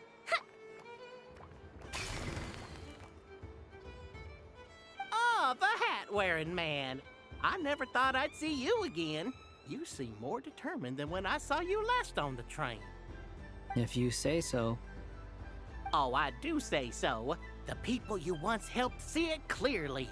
It's because you are once again on the right track. May the engine in our hearts propel us to the station of our dreams. I can move! I can move now, Roselle! What are you doing, running into the rings like that? You got them all so quickly! I've never seen anything like this in all my travels. Is this guy actually an old friend of theirs? But how? They're origami animals and clockwork people from a fairy tale. Getting to know them would be quite an arduous task, unless they share a hometown? I have to get to the bottom of this. Next time I see the Great Mage Alice, I shall demand answers. Thank you, Dory. I had a lot of fun. Now for your prize. Where did I put it? Give me a moment to dig it out. Oh, sweet grand prize. How I wish I didn't have to let you go. Good thing I've already turned a profit from the customers earlier in the night. Otherwise, I'd have wasted all my hard work. Okay, I'm back. What? I leave for 2 seconds and someone's already claimed the grand prize? Oh, well, these things happen, you know? Perhaps you'd be interested in one of the other prizes instead. We've got all kinds of wonderful goodies here. Is this the thing you wanted? Here, you can have it. Huh? But... Don't worry about it. It will be happier with you. Oh, thanks so much, Miss. Moon Goddess. Oh, goodness gracious, Columbina. Give me strength. How am I supposed to make any more money from this child at this rate? Daddy, look! That's the game I was telling you about! Forget it. She is the Moon Goddess after all. I'll think of some other way to swing this. Maybe I can try to hook this new kid. Huh? Oh, someone already won the grand prize. You can take mine if you want. What? Why? Why are all these bleeding hearts coming here to ruin my business? Happy Moon Prayer Night, everyone. Happy Moon Prayer Night.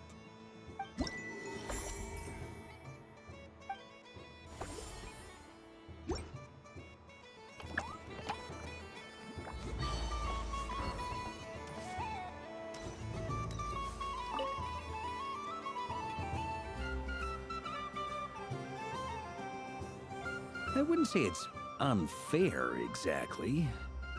I mean, your voice goes right into people's heads. How would you explain that to the kids? You can't just explain it away as magic. Is something the matter? Ah, Miss Columbina! No, nothing you need to worry yourself about. Ah, impeccable timing. Stick around for a second, Miss Columbina. I need your input on something. This self-proclaimed Knight of Justice has yet to give me a satisfactory answer. I, for one, would like to hear your verdict on the matter. Hey, now, I left the flagship just to help you out, Miss Nicole. What's going on? So Alice and I are both using long-range remote control spells that work on similar principles, allowing us to attend this festive fair in Dodoco form. Sorry, let me backtrack a little. While similar, there are some key differences.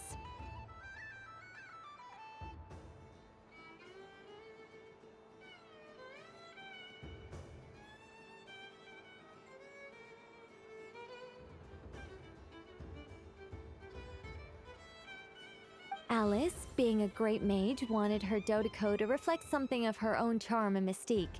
So she adjusted the way its tail moves when it spins around. An entirely gratuitous move, in my opinion. I hardly see how anyone is going to notice that. If anything, I'd say that anyone who stares intently enough at a Dodoko's tail to notice such a small detail is someone we ought to be highly concerned about. I only say this to emphasize that my question has nothing to do with tails. Now that we're clear on that, why is Alice's Dodoko permitted to interact directly with the children celebrating Moon Prayer Night, while mine is not? Your voice speaks directly into people's minds. See? Exactly what I said.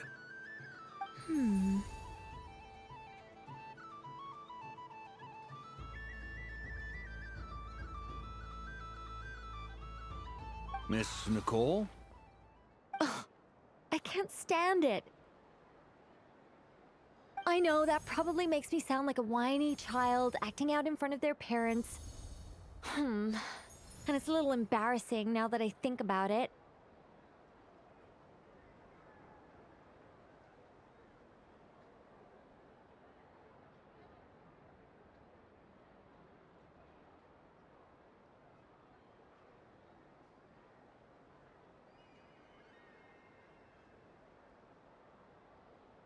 But hey, I've said it now, I can't take it back. That would be even more embarrassing.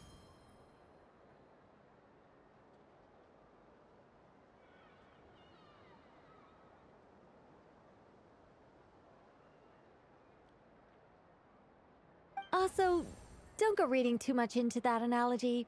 It was off the top of my head. I'm actually an awful lot older than either of you. Miss Nicole, are you saying that you'd like someone to play the game you've prepared? I'm not so invested in that. It's just something cobbled together using items I borrowed from Alice. She probably didn't even make them herself. The point is, I want to know everyone's thoughts after they receive their prizes. But as you've said, I can't just ask. I've been biting my lip for so long, and I've had no one to vent my frustrations on. I thought this was going to be a nice, straightforward festival where I'd get the chance to guide people to treasure. Well, can I play? I can't guarantee that I'll win a prize, but... You will? I'd like to try. Then what are we waiting for? Let the game begin! It's like they forgot I was ever here. Ha!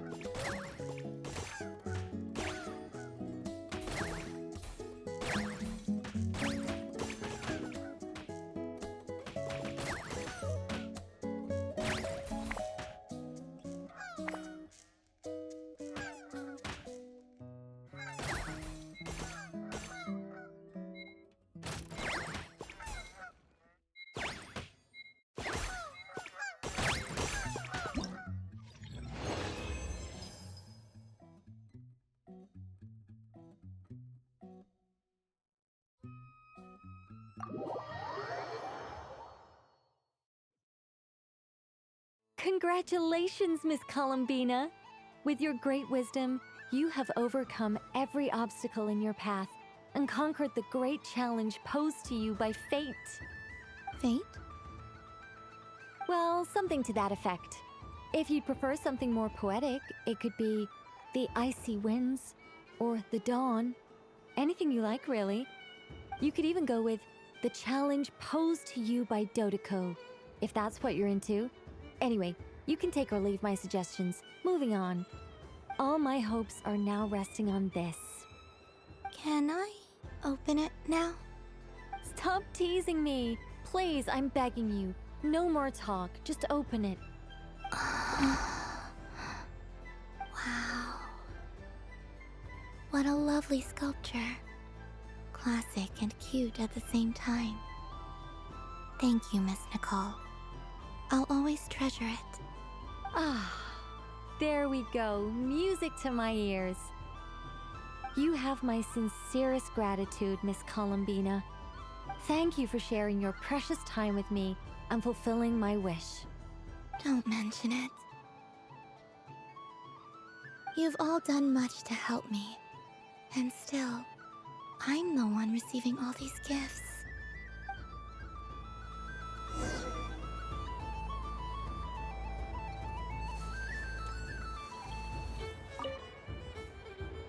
Welcome home, Moon Goddess. Oh, you're the genuine article. Alice was right. This moon prayer night was worth watching after all. Another one that talks. Greetings. Pleased to make your acquaintance. I am the Hexenzirkel member they call B. Barbeloth Trismegistus. Columbina Hyposelenia. Pleased to meet you too. Hyposelenia. A fine name indeed. Now then, Miss Columbina, do you wish to hear a mage's divination? Divination? The Frost Moon Scions used to ask me what would happen in the future. Is this like that? From the perspective of the one seeking answers, perhaps.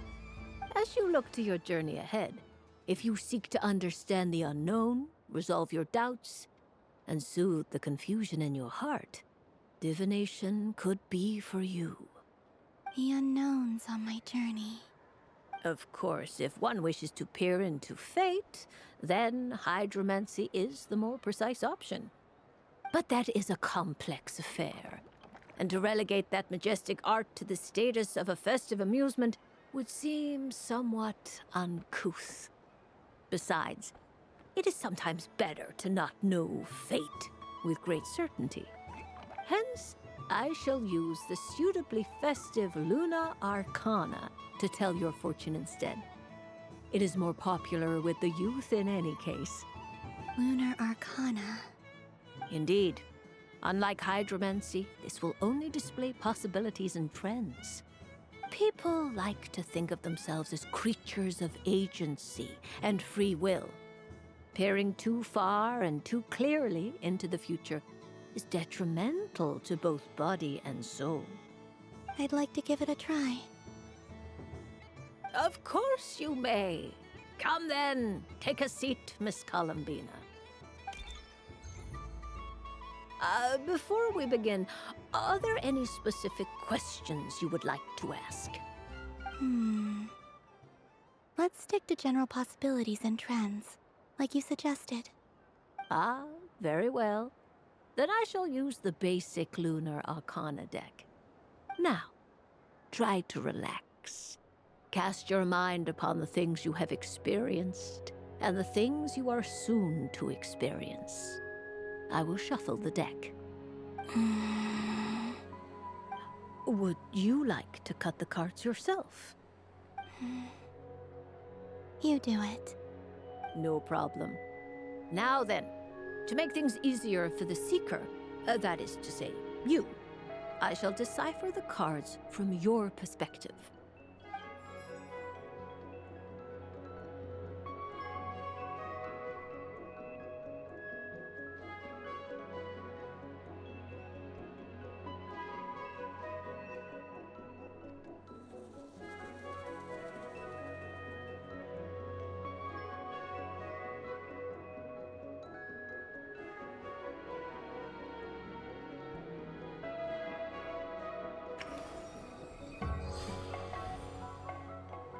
Please, draw the first lunar arcana.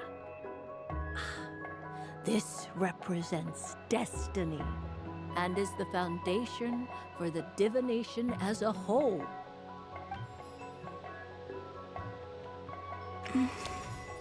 Now, draw. And now the third arcana. This is the present, your interpretation of the current moment.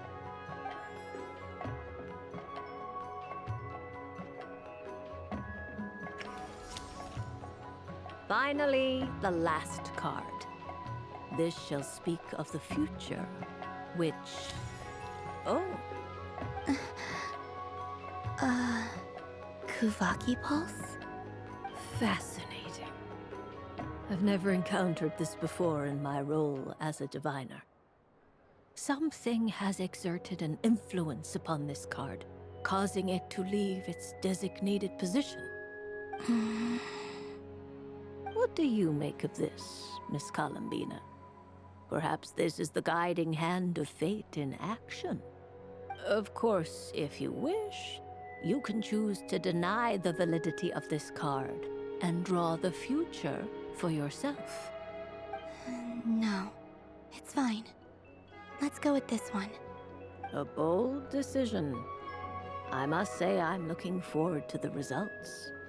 Well then, let us flip the lunar arcana in sequence and see what emerges. Sure.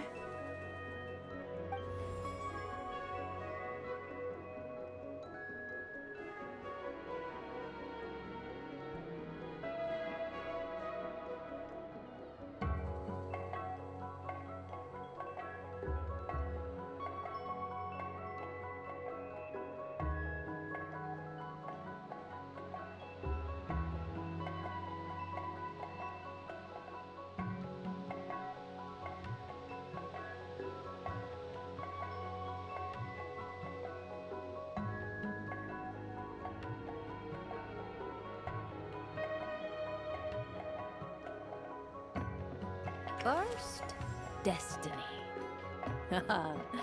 No surprises here. The card that represents yours is the moon. The moon. Indeed. The moon can represent the truth at some times, but deception at others. False peace, destructive calamity, and the world-changing power that lies within. When the moon is placed on the destiny tile, it indicates that your destiny is not what it may appear on the surface. Instead, it may yet have a hidden side. It symbolizes a journey through the fog, fraught with uncertainty and deception, where one must face inner challenges head-on. I don't understand. Patience, my dear. This is but the first card, which serves as a basis for the interpretations that follow. Our divination will only grow clearer from here on out. Now then, flip the second card, the one that speaks for the past.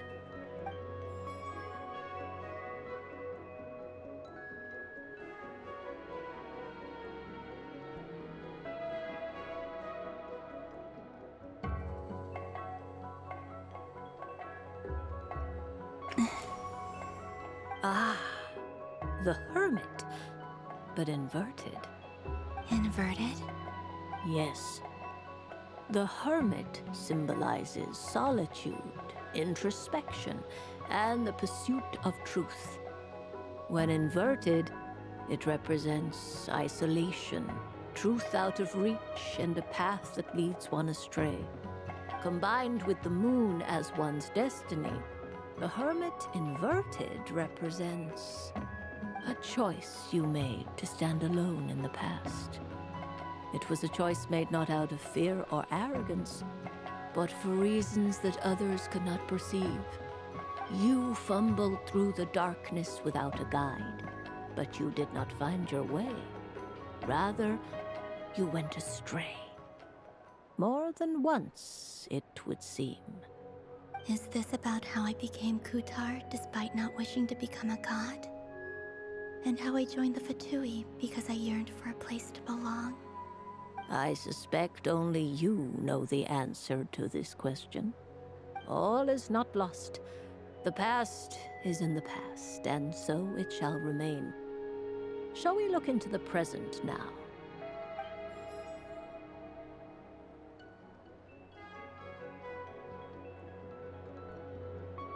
Oh my. The lovers. One of the most interesting Luna Arcana. What does this one mean? This means that you have had an unprecedented emotional experience. The joy of finding your soul becoming intertwined with that of another. A precious and wonderful thing indeed. It's true. I've made a lot of friends recently, and they are very good to me. I like them a lot. That sounds lovely. I am most delighted for you. The lovers can also represent important decisions, perhaps related to a parting of ways. Now, if I were to guess... Yes. I return to the moon. I understand. Parting with friends is never easy, Columbina. But rest assured, this is not the end of your journey. There is always another story waiting to be told. The future always lies ahead. The future. Well now, it's finally time to flip this most mysterious of cards. Why did it appear? And what does it wish to tell you? I'm ready. Very well. Flip this card and see what lies on the other side.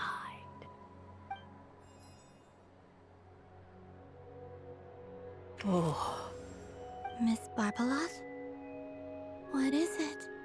This card is death. That doesn't sound very good. It depends on how we interpret it. It is true that it can represent an agonizing death, a complete and utter end, but at the same time, it can also represent rebirth. Do not forget that your destiny card is the moon. That lends your future many different potential meanings. If death spells the end, is it unavoidable? As I have said, divination can only display general trends. It is a rough guide, but it does not show predetermined outcomes. Allow me to summarize it for you. In the past, you may have lost your way, but now you have gained new connections and new strength. You now face an important decision, one that may bring about a great change in what is yet to be. This change might, in turn, be the end of all things, or their beginning. But remember, everything is subject to change because of the moon present in your destiny. You must see the truth clearly and face your innermost thoughts. The truth. My innermost thoughts. Thank you, Miss Barbeloth. Don't mention it. Some people dislike divinations, for fear of glimpsing an ending to their story that they wish was not so. But I can see that you're different. The result of this divination will not sway your decision. This is a rare quality, and one that diviners always hope to see in the seeker. We are here merely to guide, not to exert undue influence. I understand. Go then and illuminate your future, Miss Columbina. The moonlight that shines from you now is most captivating.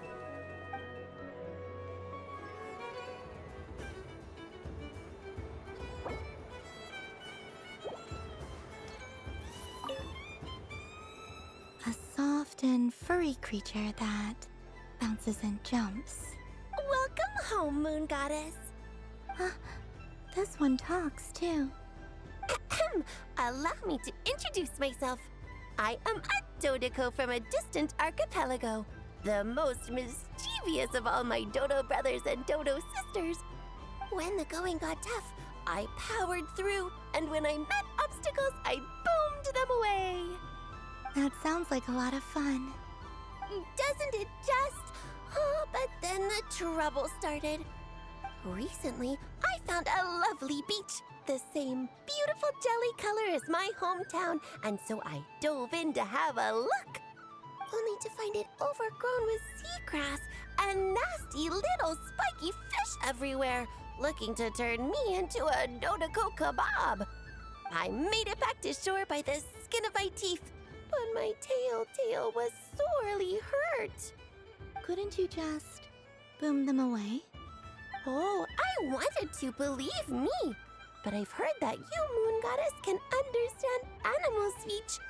The last thing I wanted was to cause a gigantic fuss and get taken to court by a school of spiky fish. I'd be driven out of these waters for good, and my winter holiday would be ruined. And so, dear Moon Goddess, I was wondering if you might lend me your allegiance. Are you roping me into a crime? Oh, let's call it a once-in-a-lifetime carefree adventure. Does that sound better? All the festival goers tonight are dressed up as the Moon Goddess, but there's nothing to say that the Moon Goddess can't disguise herself as a Dodoko, is there? Besides, this is your home. You should be free to be whoever you wish. I'm afraid I'm not well acquainted with Dodokos, Madam Mage. Oh, that's quite all right. We Dodokos are innocent, happy creatures with a free-spirited nature. Many, like myself, are mischievous troublemakers. Others are lazy souls who like nothing better than to lie down on a nice rock and take a nap. In our eyes, every creature who yearns for happiness and freedom is a Dodoko. But perhaps in yours, we Dodoko are a fluffier and more mischievous breed of Kuhenki. Yes, that is a much easier image to follow. Oh, wonderful! Then let's play! Grab onto my tail and follow me into the sea! Time to settle some scores with the bad guys!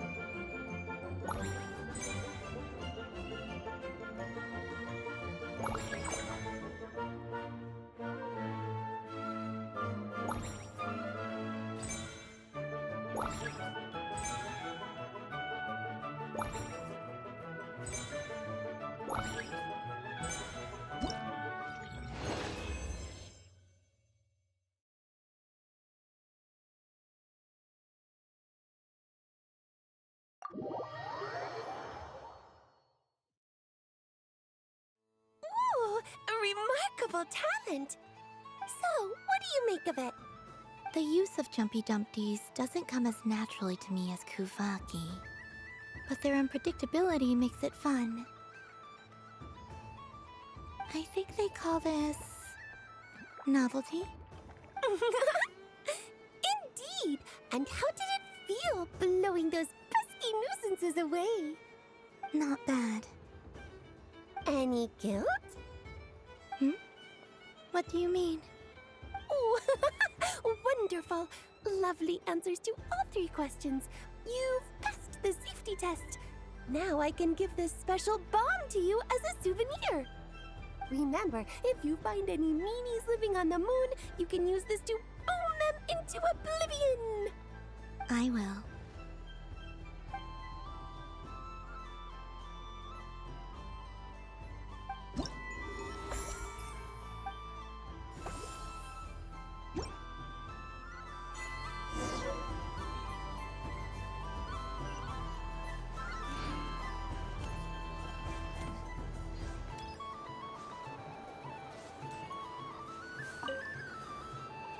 Traveler. Hey there, Columbina! Are you done checking out the festive amusements already? Are you sure you don't want to look around some more? You might not get another opportunity like this for a while.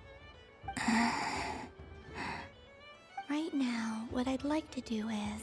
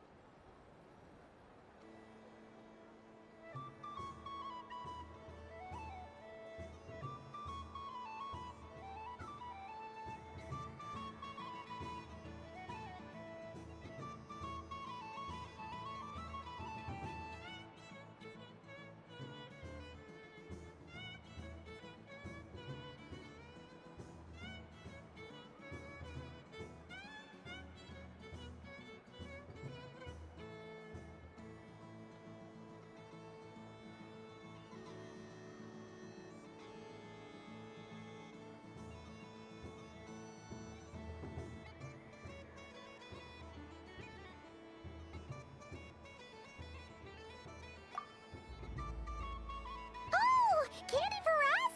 Thanks a bunch, Columbina. Don't mind if we do. Whoa, this one's intense. But it's so tasty. What about you, Traveler? How does yours taste? Oh, sounds good. Paimon's drooling now. Are there any more Smetna candies in the box? Yes, I believe so. Okay, gotcha. Let's see.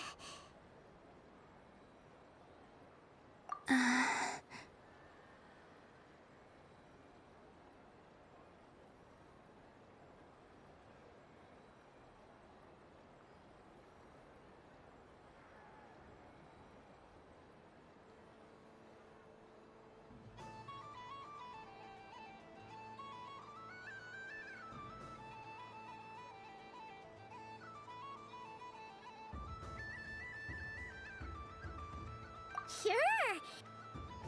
This one, and yep, this one looks right too. Okay, that's 3. Here we go. 1 per person.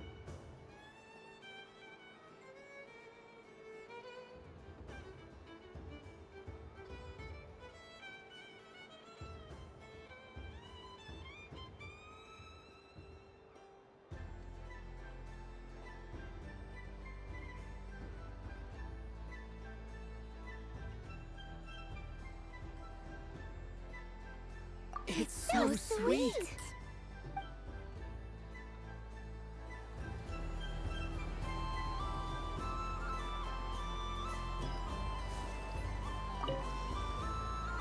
Traveler, Paimon. Columbina! Finished with the festival already? Really? You're sure you don't want to have a little more fun out there? Yes, I am sure.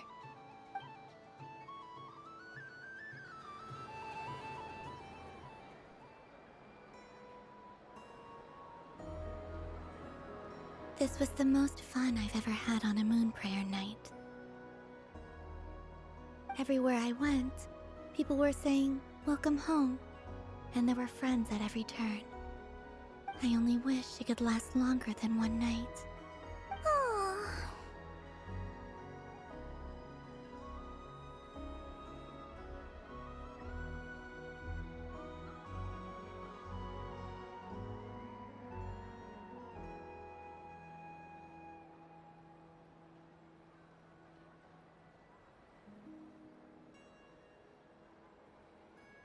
Yes, you're right.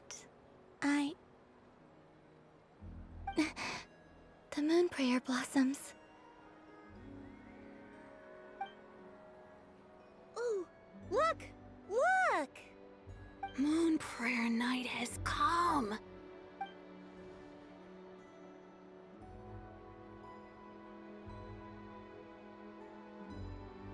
The moon. It's so beautiful. Happy Moon Prayer Night, dear. Happy Moon Prayer Night.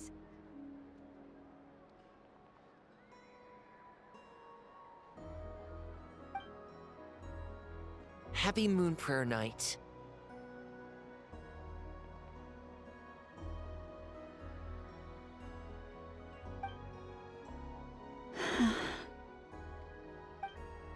Aww.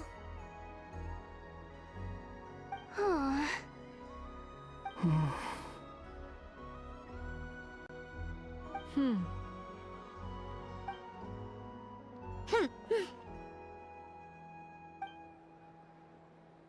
Time flies when you're having fun.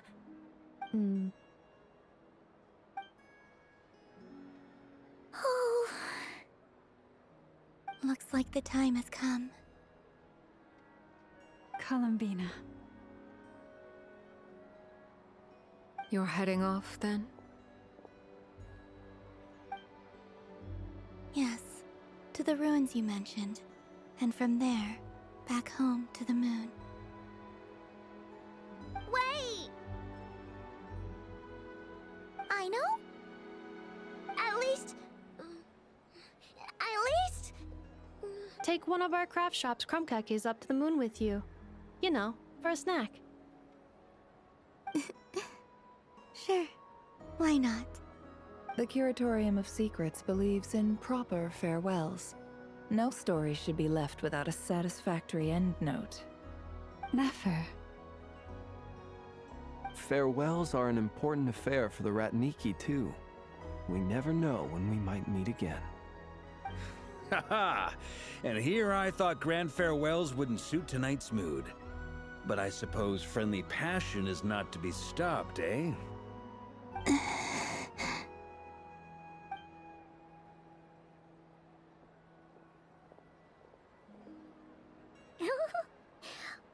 made a little something for you, Columbina. Ta-da! What is it? A Moon Prayer Night greeting card with drawings by all of your friends. You did mention that you'd like a portrait done, so I took the liberty of creating one for you. I, meanwhile, did the portrait of Mr. Albedo, and Mr. Varka did the same for me. I mean, I think my work was pretty true to life, don't you think? The picture of Ashru was my doing. The two of you seem to get along rather well. Wait, was I the only one who did a full body picture? That's so embarrassing. I did pictures of me and Anefa. I did my own portrait and one for Hat Guy. Plus, there's the two mages, Arlecchino and Sindrune. So, if you ever miss us, just flip the card open and we'll all be right there with you. I don't know what to say. Thank you so much, everyone. This whole moon prayer night was more than I could have ever asked for. It is the greatest gift I have ever received. Lauma, I figured it out. Figured what out? Remember how the Frost Moon Scions used to use milk as invisible ink to write hidden messages? That was a very long time ago. Oh, are you saying? Yes. When I miss you all, I shall use moonlight in the same way, to write words that only you can see upon the moon itself. Wow, that sounds lovely. Quite. But how will we see them? Simply open your windows on nights when the moon shines bright, and the moonlight will naturally flow towards the words I have written. That sounds most fitting indeed. Very true to form. I'll try to write them in places that won't disturb your sleep. I, for one, would sleep all the better for having read one of your messages before settling down for the night. Exactly! So don't worry about disturbing anyone's sleep. Just promise you'll write to let us know you're okay, alright? Alright. I promise.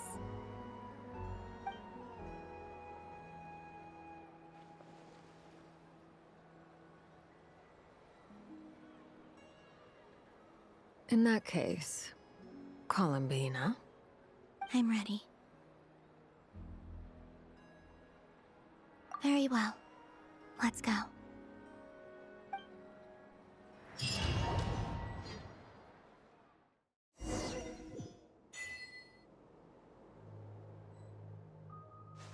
In just a few moments, I will be gone. I still don't know what to expect on the moon. Will I really be able to send messages to my friends? The Kuhenki, the animals of Not Krai. I'll never get to see them again. I wonder where I'll be when the next moon prayer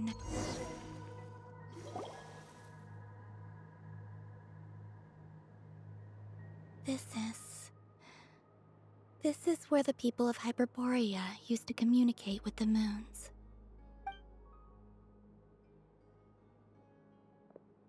Eternal moon, frost moon, iridescent moon. When the power of all three converge, the gate to the moons shall open. Moon marrow preparations are complete. Only the final step remains. I'm sure Nasha Town is livelier than ever at this moment. Yeah, it's a shame you couldn't be there for it, but it's now or never, right? It's fine. I'm more than happy with this. My last piece of luggage.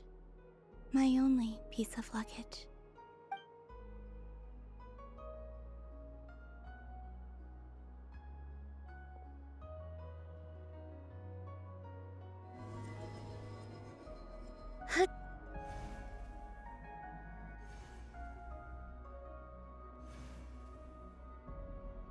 I can already feel the moon calling to me.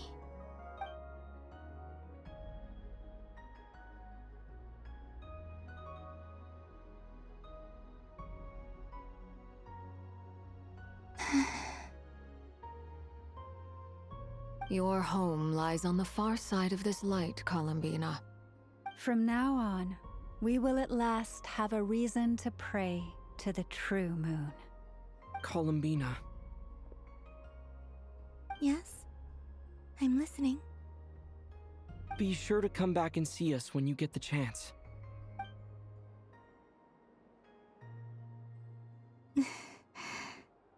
Of course.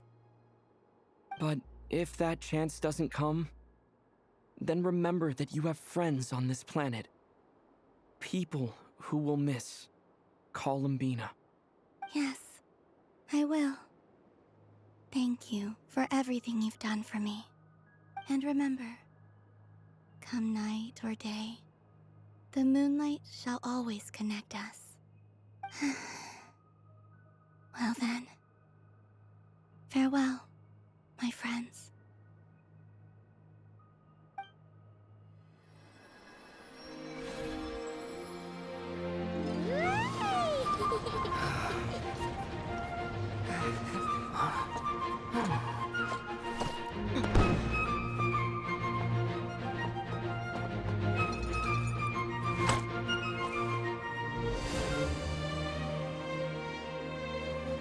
Thank you. This was my happiest night in Tevat. Farewell, Columbina.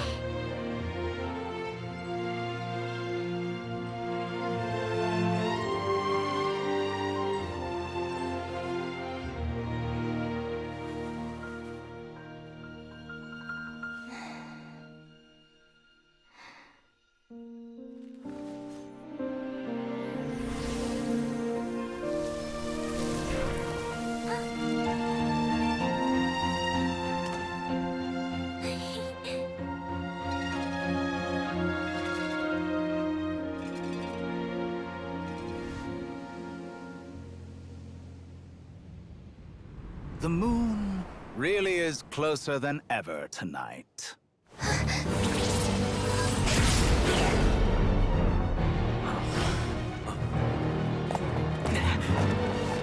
Columbina. All 3 moons in one place. Time for one final experiment. Reason, life, death, time, and space. They all believed I would fail.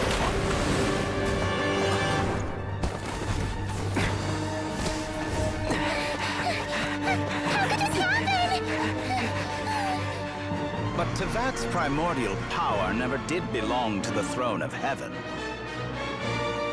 And now, they are mine.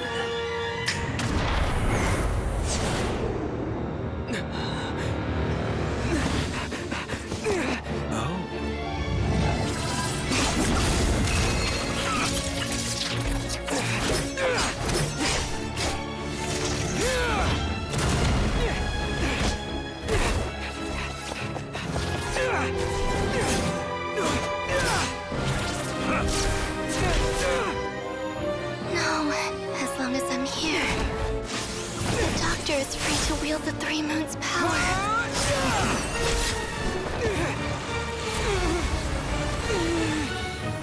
It's the only way.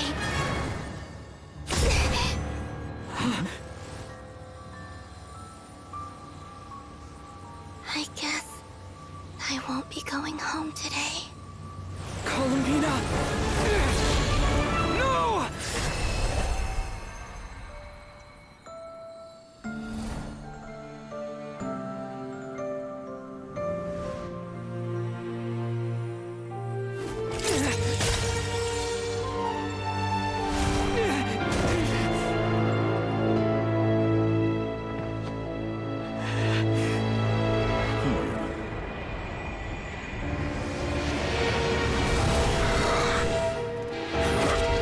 Stubborn world, do not try to control me.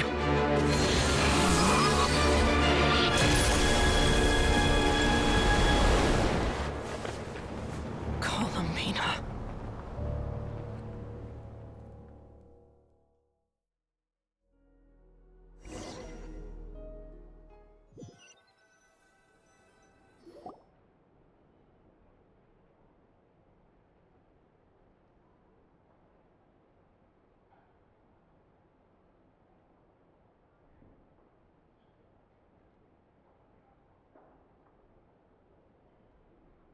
Are you all right? Do your wounds still hurt?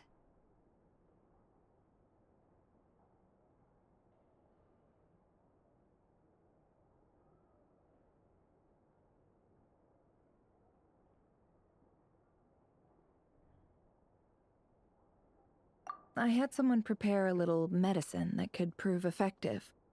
Take it if you need to. In that case, let me relate the contents of the call we made to Alice after the incident occurred. That Dottore is a crafty one. He distracted the Hexen Circle by creating a huge fuss at Tevat's borders. I'd assumed that the cause was an abyssal intrusion from the outside world, which in fairness is a rather common occurrence. But after learning that you managed to influence the phantoms in Nordkrai, I realized that perhaps this interference could have come from within Tevat instead. But we weren't able to change their fates. True, you couldn't change how their stories ended, but you did build some variables around yourself. Variables?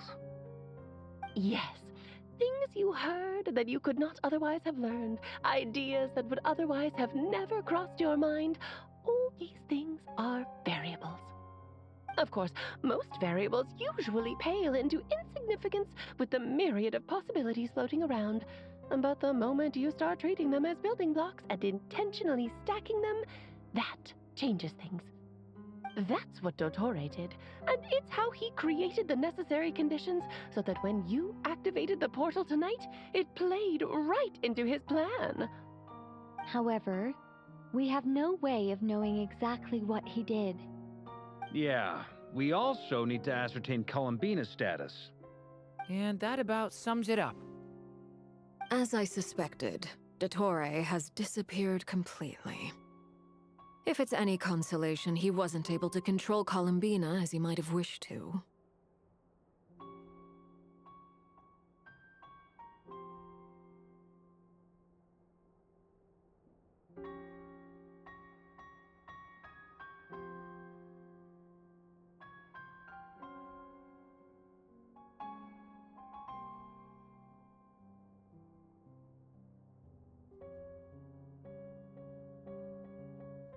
Oh no!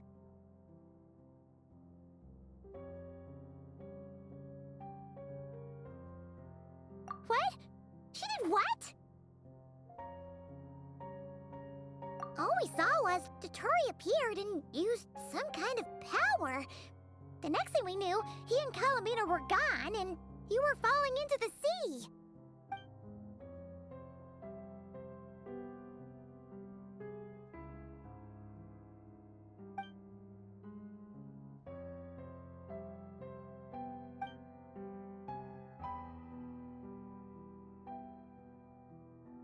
So, Columbina intentionally opened the Moon Gate and escaped into the same mysterious world as Rerir and Thalindis. Sounds like bad news.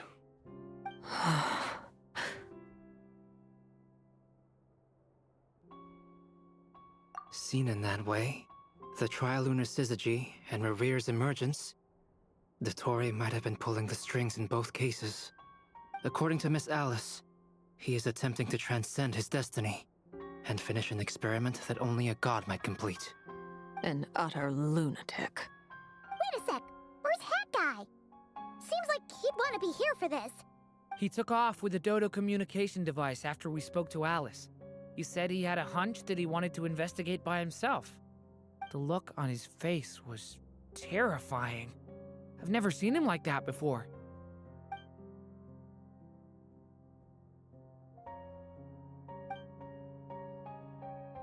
I'm back. Hat Guy! I went to look for the Hyperborean phantoms again. I think I've gotten to the bottom of it. I got them to talk to Nicole on the other end of the communications line. Turns out, the history they describe is different from how Nicole remembers it. Really? But how? Surely Nicole can't have been wrong. Because the phantoms are the ones who are deceived. They speak of a savior who appeared in their history. One who never should have existed.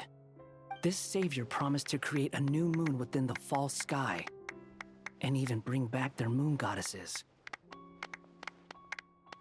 Foolishly, they believed in him, and told him everything he wanted to know about the moons. It's obvious that this was Dottore's doing.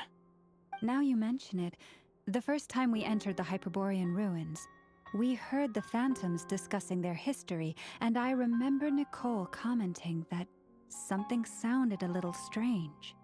But Dottore shouldn't have been able to get in there in the first place. He didn't. Nicole said that this was an anomalous state triggered by disruptions in the causal connections between phantoms from the same era.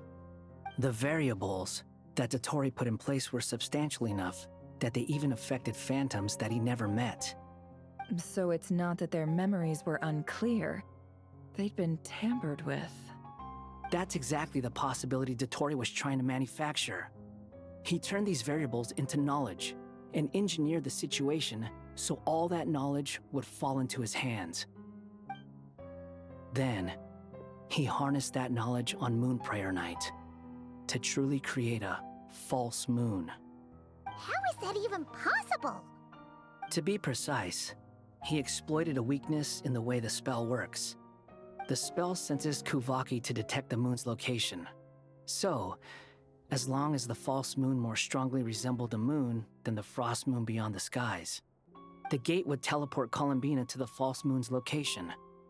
In other words, to Dottore's side.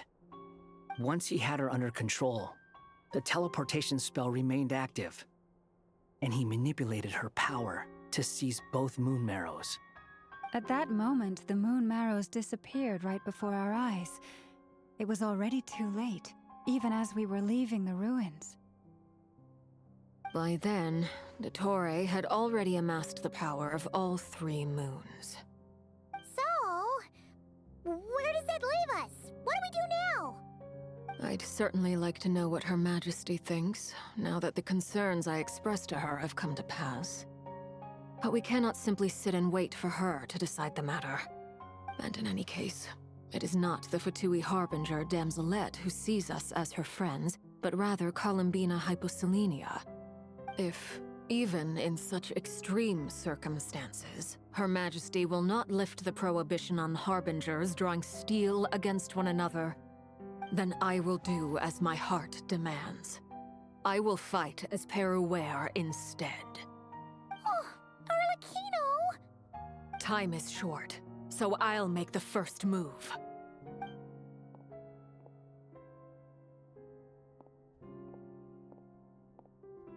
Whew. Even Arlecchino seems to be losing her cool now.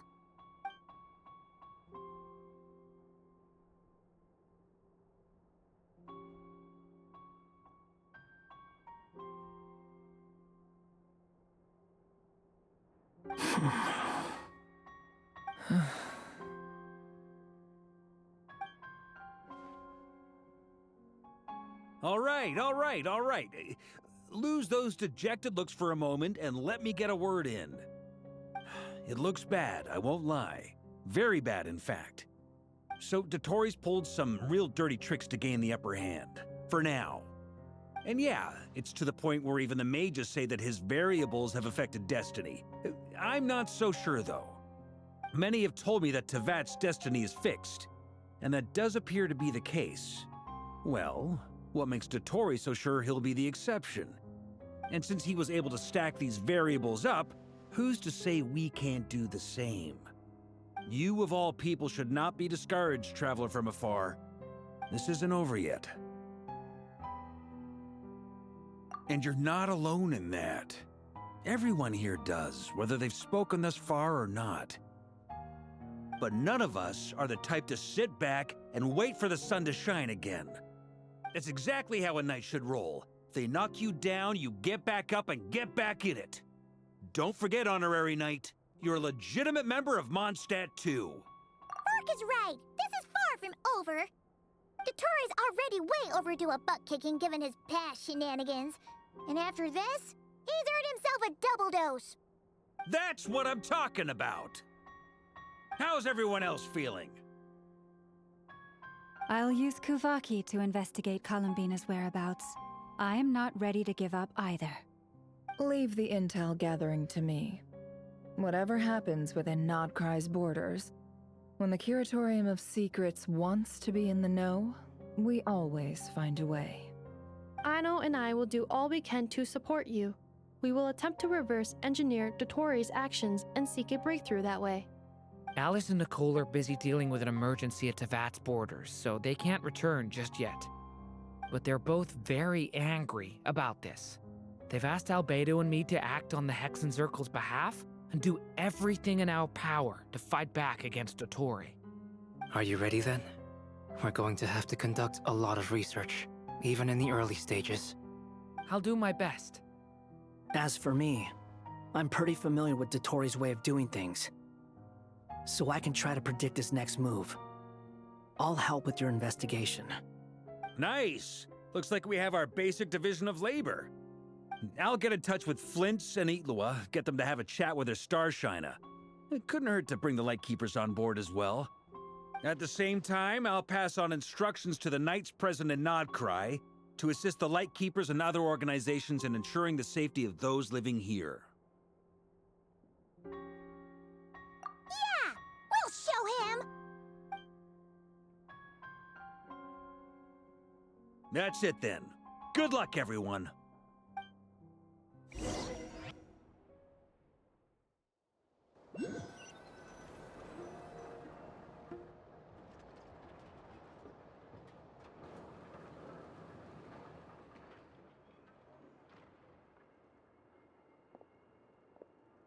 I never thought that Columbina would become my real name. It went from being a Fatui code name to something my friends call me. And remember, come night or day, the moonlight shall always connect us.